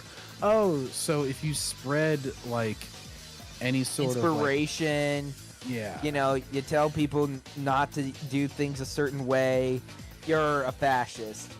Also, it's not everybody. It's just his personal recruits, like the Sons of Batman or whatever they were called in that comic. Sons of He doesn't Batman. just go to the general population and tell them to start fighting people. It's the only people that really volunteer. And on top of that, he did this to stop the Sons of Batman from killing people in general. Yeah, using guns and shit, because that's the weapons of the cowardly, yeah.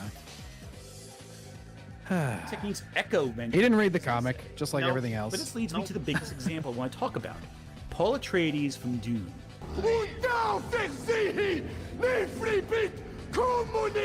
Paul becomes a religious messiah for the Fremen in order to avenge his father's murder at the hands of House Harkonnen. However, Paul is also the Kwisatz Haderach, a man who can... I don't know as far... I'm trying to remember. I listened to the audiobooks for a lot of these, and I'm trying to remember what it actually is. Whatever, I'm sure he got it wrong. Conan, but whatever. Anyway. I'll go ahead and say it's the opposite of whatever Ant said. Yes. Yeah, because considering he got Frieza wrong, he got Injustice Superman wrong, he got Anakin Skywalker he's getting wrong. everything wrong, yeah. He just is like doing square... It's safe to assume that he is being wrong about just everything he ever talks about, period. It's square peg into round hole the video. Right. Oh, just in general, yeah, but like yeah. The fact that this guy even has as large a following as he does is flat out embarrassing. This guy shouldn't even show his face on the internet anymore. He's gotta be botting, man. That's why we keep saying he's botting. He's gotta be botting. Like, people can't be this stupid to fall for him. A small enough audience can be. Yeah. Just look at the Disney shills. Yeah. Oof. Just right. Basically, future powers and all that kind of stuff. Dune's complex. Just deal with me here in this one.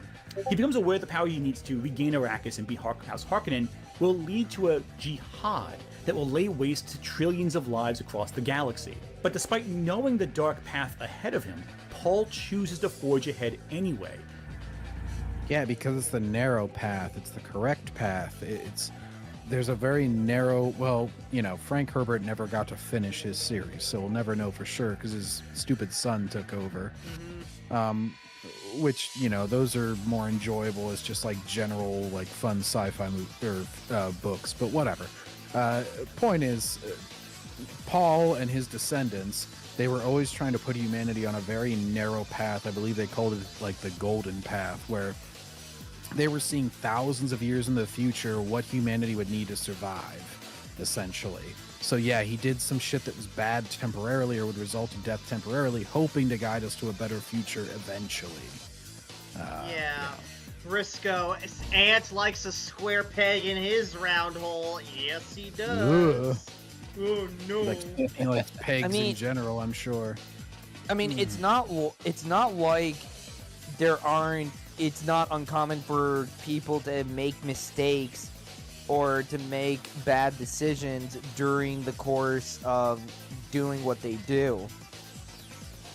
Well, it's not even a mistake. It's just something that people, in this instance, I mean, like, it's something that people will maybe in his lifetime be like, oh, that was really evil, Paul.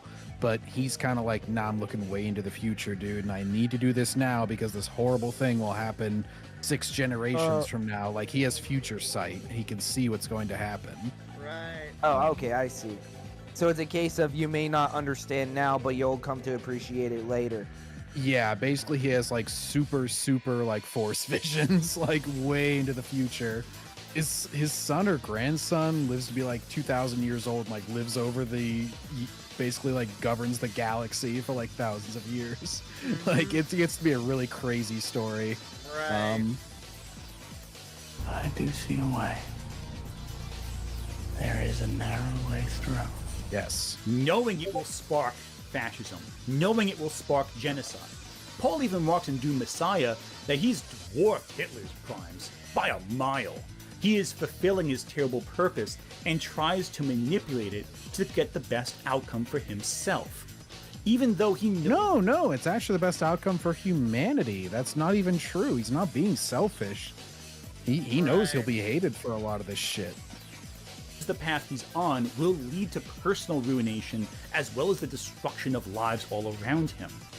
He's ultimately fighting a revenge story in Dune, but we see where that revenge story leads in the following books, and readers were disturbed. They were very upset that the aftermath of Paul's victory looked so grim, looked so horrible. And ultimately, Paul is punished. He's forced to witness the love of his life being poisoned, knowing he can do nothing to stop it. He is blinded, and only... Well, see, that won't even be tragic in the movies, because Zendaya is the worst part of the movies. Yeah. and has resting bitch face the entire time, and nobody likes her. Oh, well, she's smiling in this scene right here, John. Yeah, I'm sure Ant thinks that she's like the best part of the movie, even though pretty much every objective critic that I've seen notes her as like the worst part by far. Right. And they completely rewrote her character to be a spiteful bitch in the movies, whereas she has a genuine love for Paul in the actual books. Right. And I believe Jenna Ortega also read for Zendaya's part. But you think it would have been better, or... I mean, I think she's a better actress, so yes, in that sense, I believe so. But also, just like what she was written as, she's written to be much more vindictive and less like traditional love interest and everything than she is in the books. And she still has a leadership role in their whole rebellion and everything. Like, it doesn't rob her of that at all. But in the books, she does have a genuine affection, and understands Paul's like whole thing. That's why she doesn't get bitterly jealous when he says to her like, I gotta sleep with this other chick, basically, because she knows about his like future prophecy shit, and she's like, well, I trust you that's like what humanity needs, basically. Anyways, because we can't have good love interests anymore. Yeah, she's like very understanding and loving, whereas in the movies she's very much like kind of gets bitter about everything, is always vindictive, is always like questioning and bad-mouthing him all the time. His future sight until the future becomes murky. And because the Fremen don't allow blind people into society, he is forced to be rejected by his own people, wandering the desert alone for the rest of his life. He creates his own hell as a punishment. He doesn't really redeem himself, but he is faced to suffer the consequences. Well, if we're going with the idea that he did all of this, if he did all of this for the benefit of humanity, I think he kind of just accepts that this is what's going to happen to him. Yeah, he knew all of that was going to happen. It wasn't like, oh, I've done this other thing, so now I have to punish myself. He's like, no, this is the correct path that needs to be taken, and it involves me eventually suffering, yes. Like, So He he's knew all willing. this shit. So he accepts it because he knows it's all part of the path. Yeah, he's closer to like Batman in The Dark Knight, where Gary Oldman at the end is saying like, yeah, he'll take it because he has to, or because he needs to, because he's the hero that we need, basically. Right. Years, and becomes the worst tyrant the world's ever known. But he does so because he sees the long terms of history, and knows that if he follows this path, he will lead humanity to survival. But why do his videos always turn into fucking summarizing and then just drawing the wrong conclusion at the end? Like, he did this with Frieza too. I don't fucking know. Because he's a stupid retard who for some reason was given a camera and a microphone. Because he's a stupid retard who wants other people to be stupid retards like him. Yeah. I guarantee you he hasn't read a single one of those damn books in his No, background. they're just props. They're just props. It's actually just a green screen. He searched smart person bookshelf.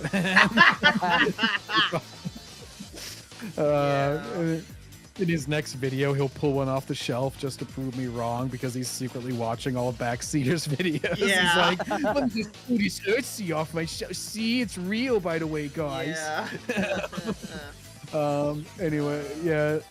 Basically, like, he seems to just do these, like Backseater always says, it's definitely padding. But, like, even with Frieza, he summarized every fucking Dragon Ball villain and all of their arcs to be redeemed, and then he just randomly draws a conclusion at the end. He didn't even say anything was wrong with Frieza's. He just said, like, basically that he trained eventually, and I don't even know if that was supposed to be a bad thing. He didn't really have any conclusion to draw from it. It's supposed to be about space fascism, and he barely even talked about it. Oh, half of these I don't even think take place in damn space. Well, and he even said, like, with Frieza, he's like, oh, it could be fascist. I don't know, we assume. It's like, that's the whole premise of your thing, and you just went on an entire 20-minute tangent about the fucking character, and then you're gonna say, oh, but it might not even apply here at the end. Like, you're just stringing along with no cheese at the end. Jeez. Yeah. Thousands of years pass of hell to lead to this golden path. He is a monster, but we see his monstrous actions through the lens of his different persona. He is not human anymore, and so we see it less as a man being a fascist and more as a terrible god. Narrow way through. We don't see the world through individual lifetimes, but we see it through the terms of tens of thousands of years, and it's how a god might view humanity. Which brings us it's more like Diamond. he's a hero who's willing to sacrifice everything for the sake of the common good, He's willing to break for the he's willing greater to good. He's willing to break a few eggs to make an omelet, yeah. Yep. And it's very clear from the start. A figure who has a lot in common with Leto II, I think. The gems are thousands of years old, and very detached. Dude, this is just like you bringing up random examples and then going back to talking about Steven Universe at the end of them. Yes. I'm thinking he wanted to. I think his main point wants to be about Steven, but that's not going to be interesting enough because Steven Universe isn't really relevant anymore. Yeah, he has to. Or he wants to make a Steven Universe video, but because he knows it's so unpopular compared to shit like Star Wars and Dragon Ball, he has to like shove in all those properties in this video. Yeah, pretty much. Exactly. He's got to bloat it out, and he obviously has to pad the runtime for ad revenue. Yeah. But Backseat, I said Steven Universe was wildly popular. Sure you did. Sure it is. Way. Case in point, how Pink Diamond's entire worldview was changed, seeing the ephemeral nature of ever-changing By the way, life. something really stupid about Steven Universe. Pink Diamond is Steven's mom, who is also himself. Oh, jeez. Yes. He identifies as his own mother. Because Steven has like a gem in his belly button, and that's his mom's gem, meaning Steven is his mom reincarnated, pretty much. What the shit is that show then? Exactly. So Well, what kind of fever dream did I step into? From what Ant has shown, every time characters kiss, they merge into one being anyway. Yeah, so What are the main So characters? It's kinda like, hold on. I think I just saw a horror movie with a very similar premise. Yeah, like Steve. Yeah, like the one bitch who's like got like that square head or whatever.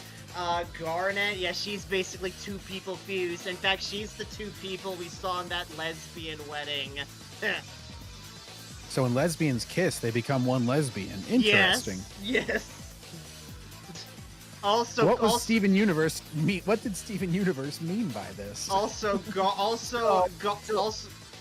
Garnet is total contradictory to the show because they obviously revealed that like halfway through the show, and it's a plot twist that makes no sense. But fucking it totally contradicts what we later come to learn, because all fused gems have multiple arms, but Garnet only has 2. So it's something they obviously like, oh shit, just don't bring it up. It's a contradiction, it's a retcon, but just ignore it. Just ignore it. Garnet's special. It's so stupid. So hang on.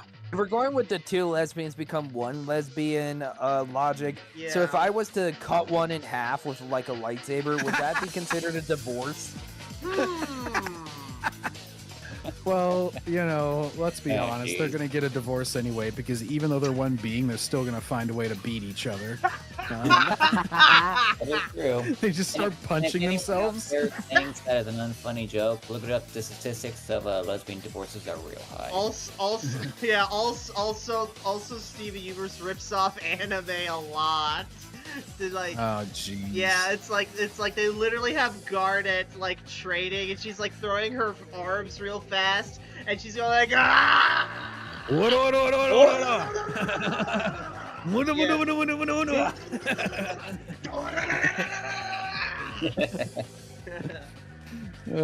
Gum Gatling. Yeah, pretty much. Anyway, witnessing beings that are born and die before their very eyes. We see how nigh immortal beings change when interacting with organic. Also, what the shit are those tears? Steven is a total fucking bitch in this show. I swear to God, he cries like 10 times a season. It's stupid. Is that older Steven right there? That's his dad. His dad's a total cock. His dad looks like an he's like a guy who doesn't want to admit that he's bald. He's like the ultimate Asmongold, where he's just like growing out what hair he has left so much so that he can't admit that he's bald.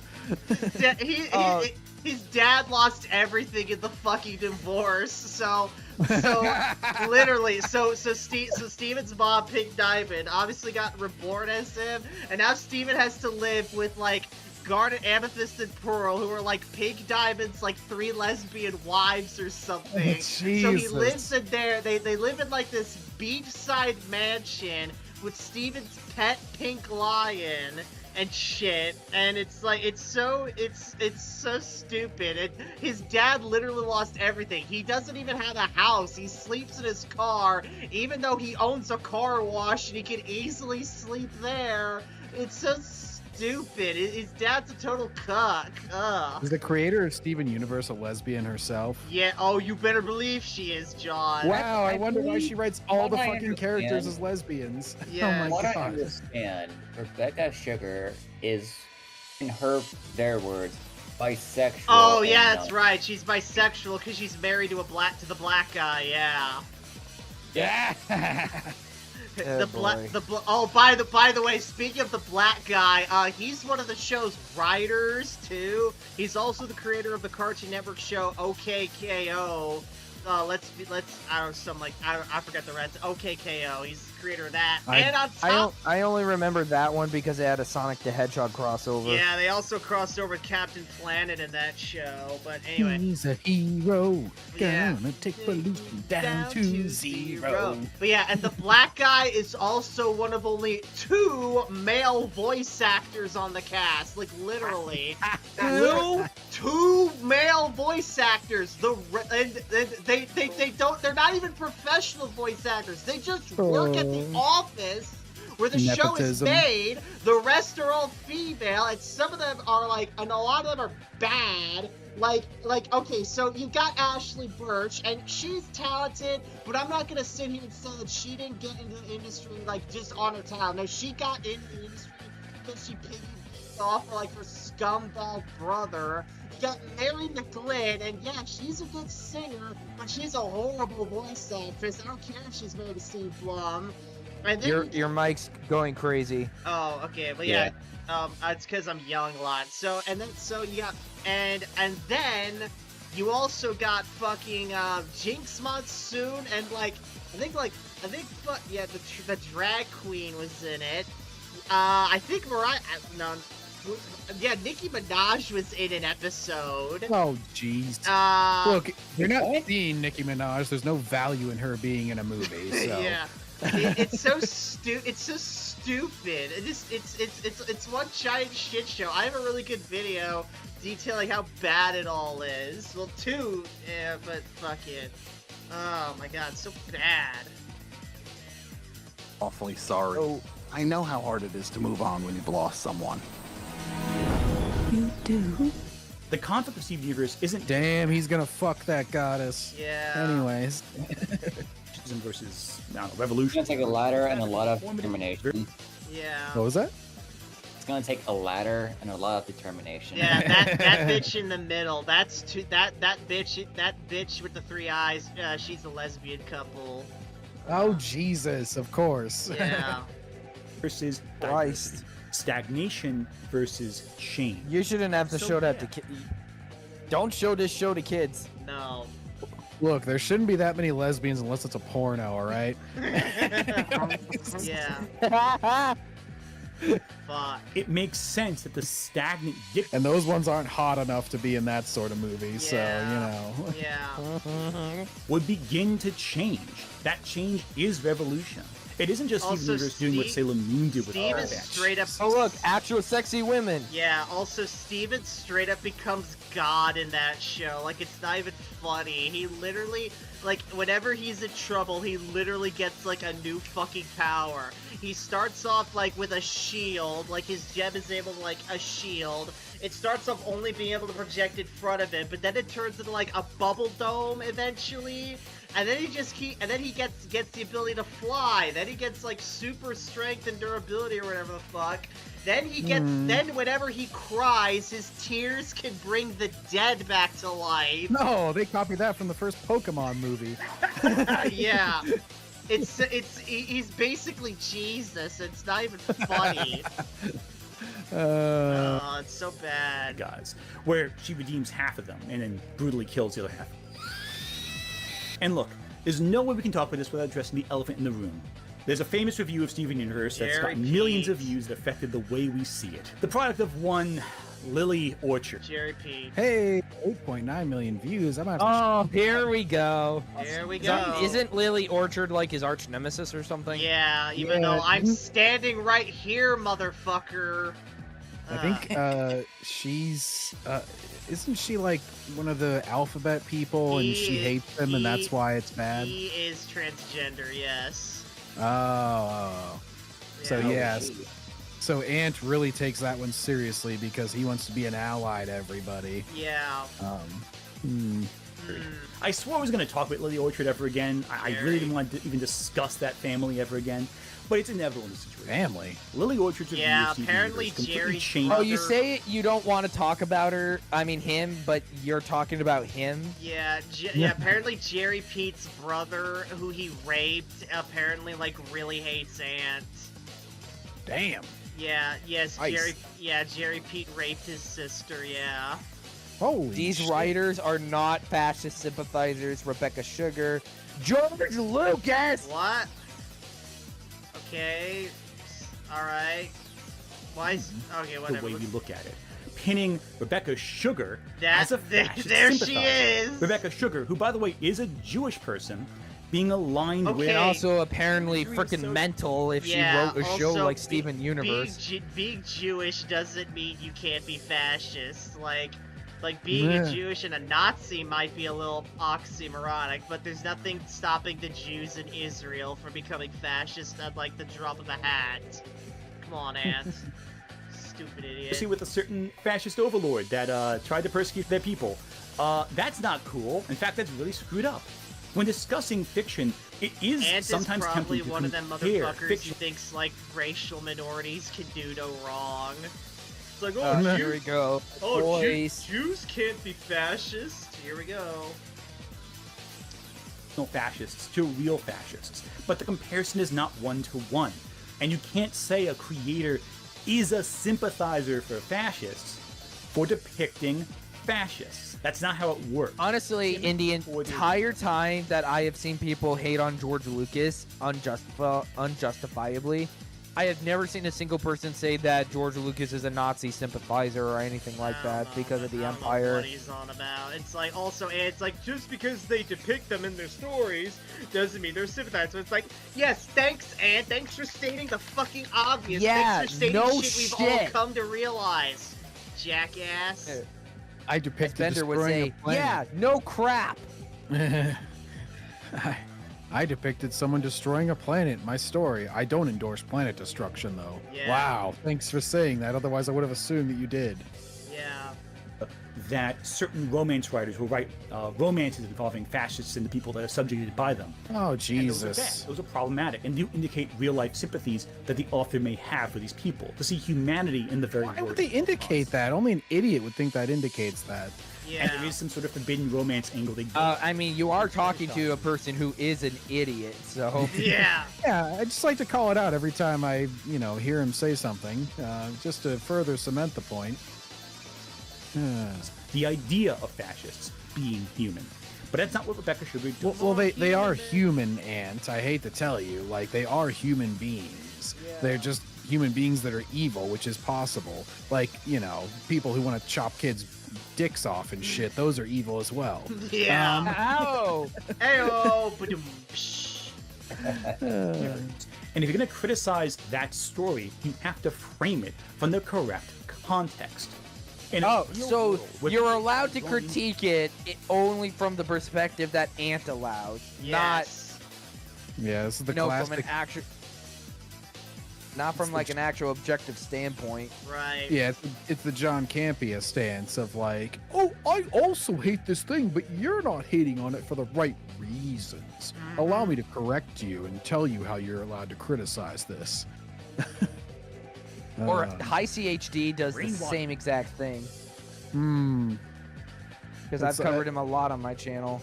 Well, and Birdman has done that too whenever we've covered him, where he's like, Oh yeah. The one video I've been on where we covered him, he said the exact same thing when he was attacking comments. Yeah, it was like some game that he also didn't like, but he was like, oh, you're disliking it for the wrong reasons. Ooh. Systems, where we do see the horrible actions and outcomes of oppressive governments. Depicting them in fiction is not really always about sympathizing with them or finding humanity in them. Rather, using this common... I don't see a single piece of entertainment where, we're supposed to sympathize with a fascist. He seems to think adding any sort of depth or any sort of character to a fucking villain means that you're sympathizing with all their worst things. It's like, no, Frieza is more interesting now because he had a chance to team up. Omni-Man is more it doesn't mean that you're endorsing what the fuck he did whenever he was evil. Like, I don't know, dude. Like, you just seem incapable of having any sort of nuance. It's just like... #simple Ant. God, it's just so annoying. It's like, what do you want? You just want, like, the villains to have no character development whatsoever. If they're even the slightest bit, in your mind, fascist, which can apparently mean anything. Just as soon as they're that, they have to be completely evil and have no writing, no depth, no characterization whatsoever. They just have to be cardboard cutout, completely evil, boring villain. Like, otherwise we could sympathize. Oh no.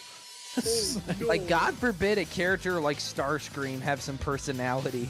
Right. Yeah, just trust the audience. Obviously, they're not going to fucking sympathize with all the most evil things just because they like one thing about a character or they don't even have to sympathize with it. They just have to say like, oh, that makes them a more interesting character. That doesn't mean that you agree with anything. That just means that like you're more interested in the story, that it's a well-written character.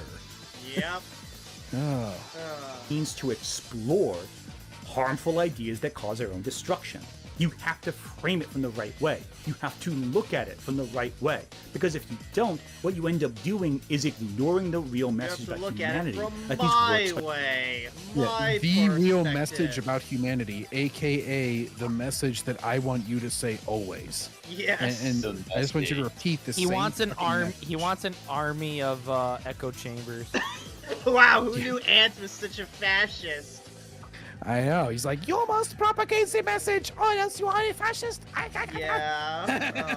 Someone needs to make like a fucking like copy pasta photo of Ant as a Nazi. I'm just gonna draw a little mustache right here. Yeah, smudge a little. Well, I actually have Photoshop. I recently acquired Photoshop, so I could probably do it at some point. Yeah, do it, Brandon. Do it. Trying to communicate. As a result, what you end up doing is muddying the waters of storytelling. Because you can tell so many components about our world through common shared narratives. Okay, well, there's no fascism in our world anymore, Ant, so doing that's just a waste of time. Apparently muddying the waters is making the villains have any sort of, character at all. You just have to constantly beat the drum and fucking say my message over and over and over again with nothing about the villains. Otherwise, you are muddying the waters, sir. Hold on. I'm actually gonna make like an AI-generated image of Ant as a Nazi. Whoa, Backseater endorses AI. I don't care. Damn right. Create. I'm joking. Even the video that I suggested for you, he used an AI thumbnail, obviously the bronze sexual one, but they're fucking hilarious. Yeah, create an image. Create an image based on this image as a Nazi. There we go. Let me see. It will probably say it's inappropriate. Oh, come the fuck on! Yeah, it's like, come the fuck on, ChatGPT. What the fuck?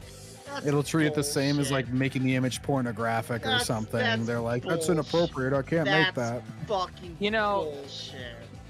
It's hypocritical of AI because you have all those fucking advertisements. It's a little caption on the bottom that says, "You don't have to make this graphic."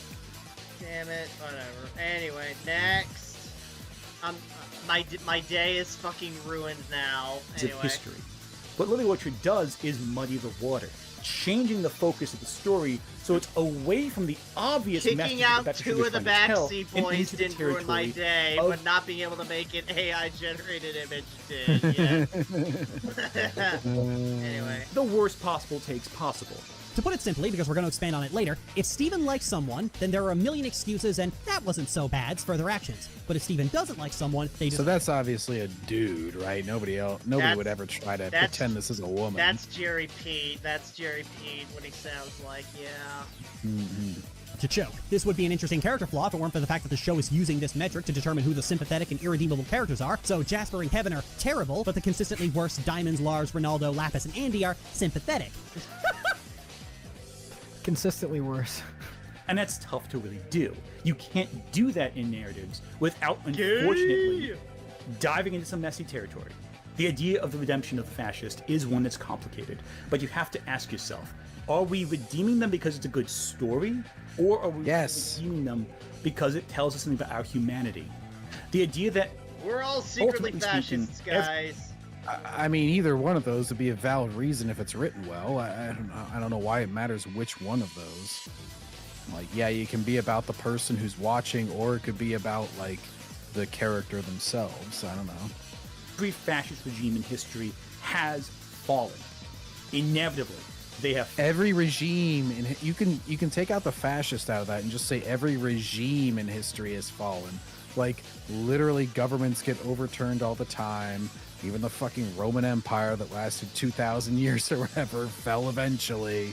Like, yeah, it never falls until it falls. I don't know what to tell you. And there are two kinds of people come out of the woodwork. Those who try to reintegrate into society without changing their beliefs, and those who try to heal from those experiences. It took me months to stop trying to kill Steven. I'd say it took me a day and a half. What the fuck am I looking at? That one on the left, Bismuth or whatever the fuck. Oh my god, Bismuth was like the center of like this big ass controversy where everyone thought that like Bismuth was like an allegory for like black lesbians because, you know, she's got the rainbow colored hair and she looks like a gorilla. and the hair looks like dreadlocks. Yeah, The voice too, yeah. It's like, oh no you didn't. Oh no you like yeah. Oh my god, what the fuck is this character design? This is like, these are like overalls, and I think it's supposed to be a woman, maybe? And what the hell is that thing in the middle of her chest? I thought Burnett was the black lesbian allegory. I don't know, man. This is just like, if you show me a screenshot of this, I'm just gonna say I am never going to watch that show. I know that for sure. Good John's crap. Good. Let the homophobia flow through you. How about just hate of retarded character designs across the board? Well, I mean, they'll call you homophobic anyway, John, so you might as well embrace it. Yeah, I think of the three figures that I see on screen right now, I say the one in the middle is closest to being, you know, actually decent. Yeah, that's, what the fuck's her name? It's Sapphire, I think. I don't remember. It's, I don't know. It's like, it's something blue. It's blue. It's blue. Let's finish up, boys. Still on the fence. There are many people in our society, in America, in Canada, in Europe, in Asia, in South America, in Australia. Are you just gonna name all the places? Are raised with certain beliefs instilled in them. There's many people everywhere that are raised with everybody has beliefs. Thanks, Captain Obvious. Exactly. Like, I was born and instilled the very type of virtues that I still hold to this day. That's the reason I am the way I am. Most like things have happened in the world, guys. It's just like the most blatantly obvious. You just named a bunch of random places and then said those people there have ideals. Okay. Thank you. Amazing insight. Wow, my world is changed, Ant. That was amazing. Later in life are wrong in some way, and they try to move past those beliefs, either for self-betterment or for the betterment of others, if not both. These stories of redemption are not really about the individual characters. They're about the human question. Can we learn? Can we grow? Can we unlearn meaningful messages that are instilled to us by society? Can we be better? We can become... So this isn't about space fascists. This is just about fucking, can people change, or can a character go through a redemption arc, basically. Everybody can change. If I could change, you could change. Too. Everybody could change. As Rocky would say in Rocky IV. I can when we fix ended the him. Cold War. Or I can fix him. Oh yeah, I can fix it. No, just like, this is not the title of the video at all. This is your big finale when you're supposed to be bringing us back to the fucking point, you idiot.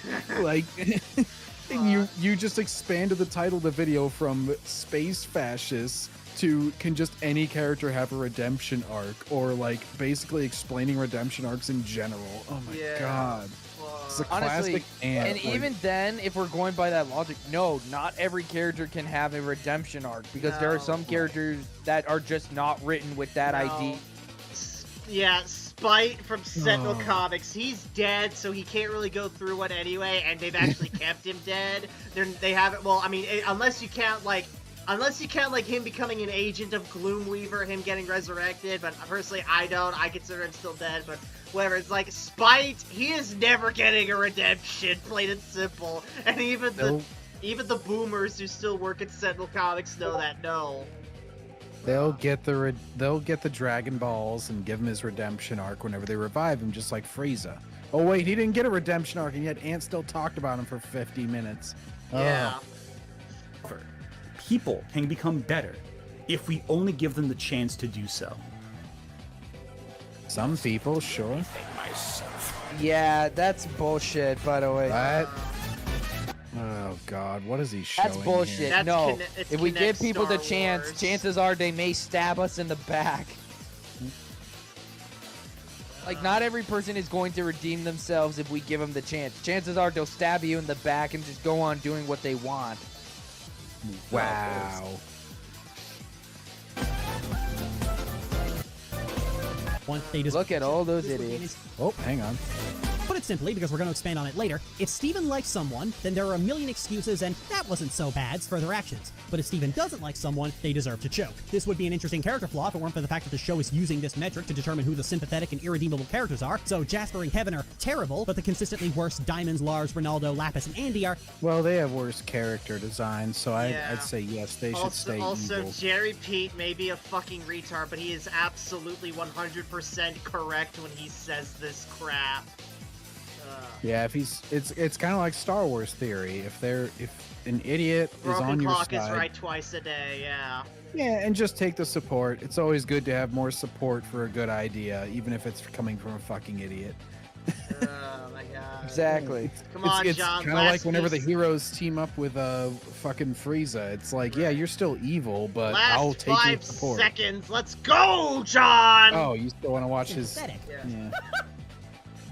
Consistently worse. All right, there we go. We finally fucking finished it. Let's go. Closing arguments, John. Ant he never sticks to the title of his videos, and he doesn't seem to understand what he's even talking about half the time. He just seems to ramble, come back to the point where he disproves himself. Yeah, that's pretty much it. Brandon, closing argument. It's very obvious that Ant doesn't know what a fascist is. He doesn't define his terms because he wants to keep in vague generalities. Sure. It's very clear that he has spoilers, never John. even... He hasn't Sorry, even... I don't even think he's consumed a single piece of literary or actual fiction if he can get characters so darn wrong like he does with Anakin. Oh yeah, he And ain't frankly, read that I don't even shit. think he understands how redemption arcs work either. No. Evan, closing arguments. Two things. One, you wanna know what my favorite part of the video was? What? The What? credits. The end. Yeah. Nah. And my other point, and I think both Brandon and John kind of summed it up perfectly already, but I'll just put in my 2 cents. I feel like Ant doesn't really script his videos. Like, he just takes an idea, sits in front of a camera, just talk like, without any filters, on and on and on. And then when he's done, he just edits clips in between it, and it tends to be funny. Right. Yeah, which by the way can work if you have charisma or if you just like can speak honestly on a subject. But since he doesn't know anything about anything he's talking about, it just comes off as rambling, Yeah, I mean, don't get incoherent me wrong. bullshit. I mean, sometimes that does work, and for some of his other videos, yeah, he works with some, but not this one. He doesn't even really specialize in any one thing. Like, after all the Ant videos we've all sat through, and I want to be legit here, like real, what does Ant even specialize in? He would say Sailor Moon, maybe, because I just know he brings it up a lot. He would say One I Piece think he based on his just Twitter views post, himself but as a general video essay. Yeah, yeah. I think he just tries He to does like commentary search channels obscure on pop shit. culture, but has no specific topic. He just kind of jumps over the place, and certain topics he pulls from all of these different IPs. Right. Fuck. Well, that's about all we got for this week, folks. So if you guys enjoyed this stream, so please give a thumbs up, comment below to the stream, subscribe if you want more streams like this, and we'll see you guys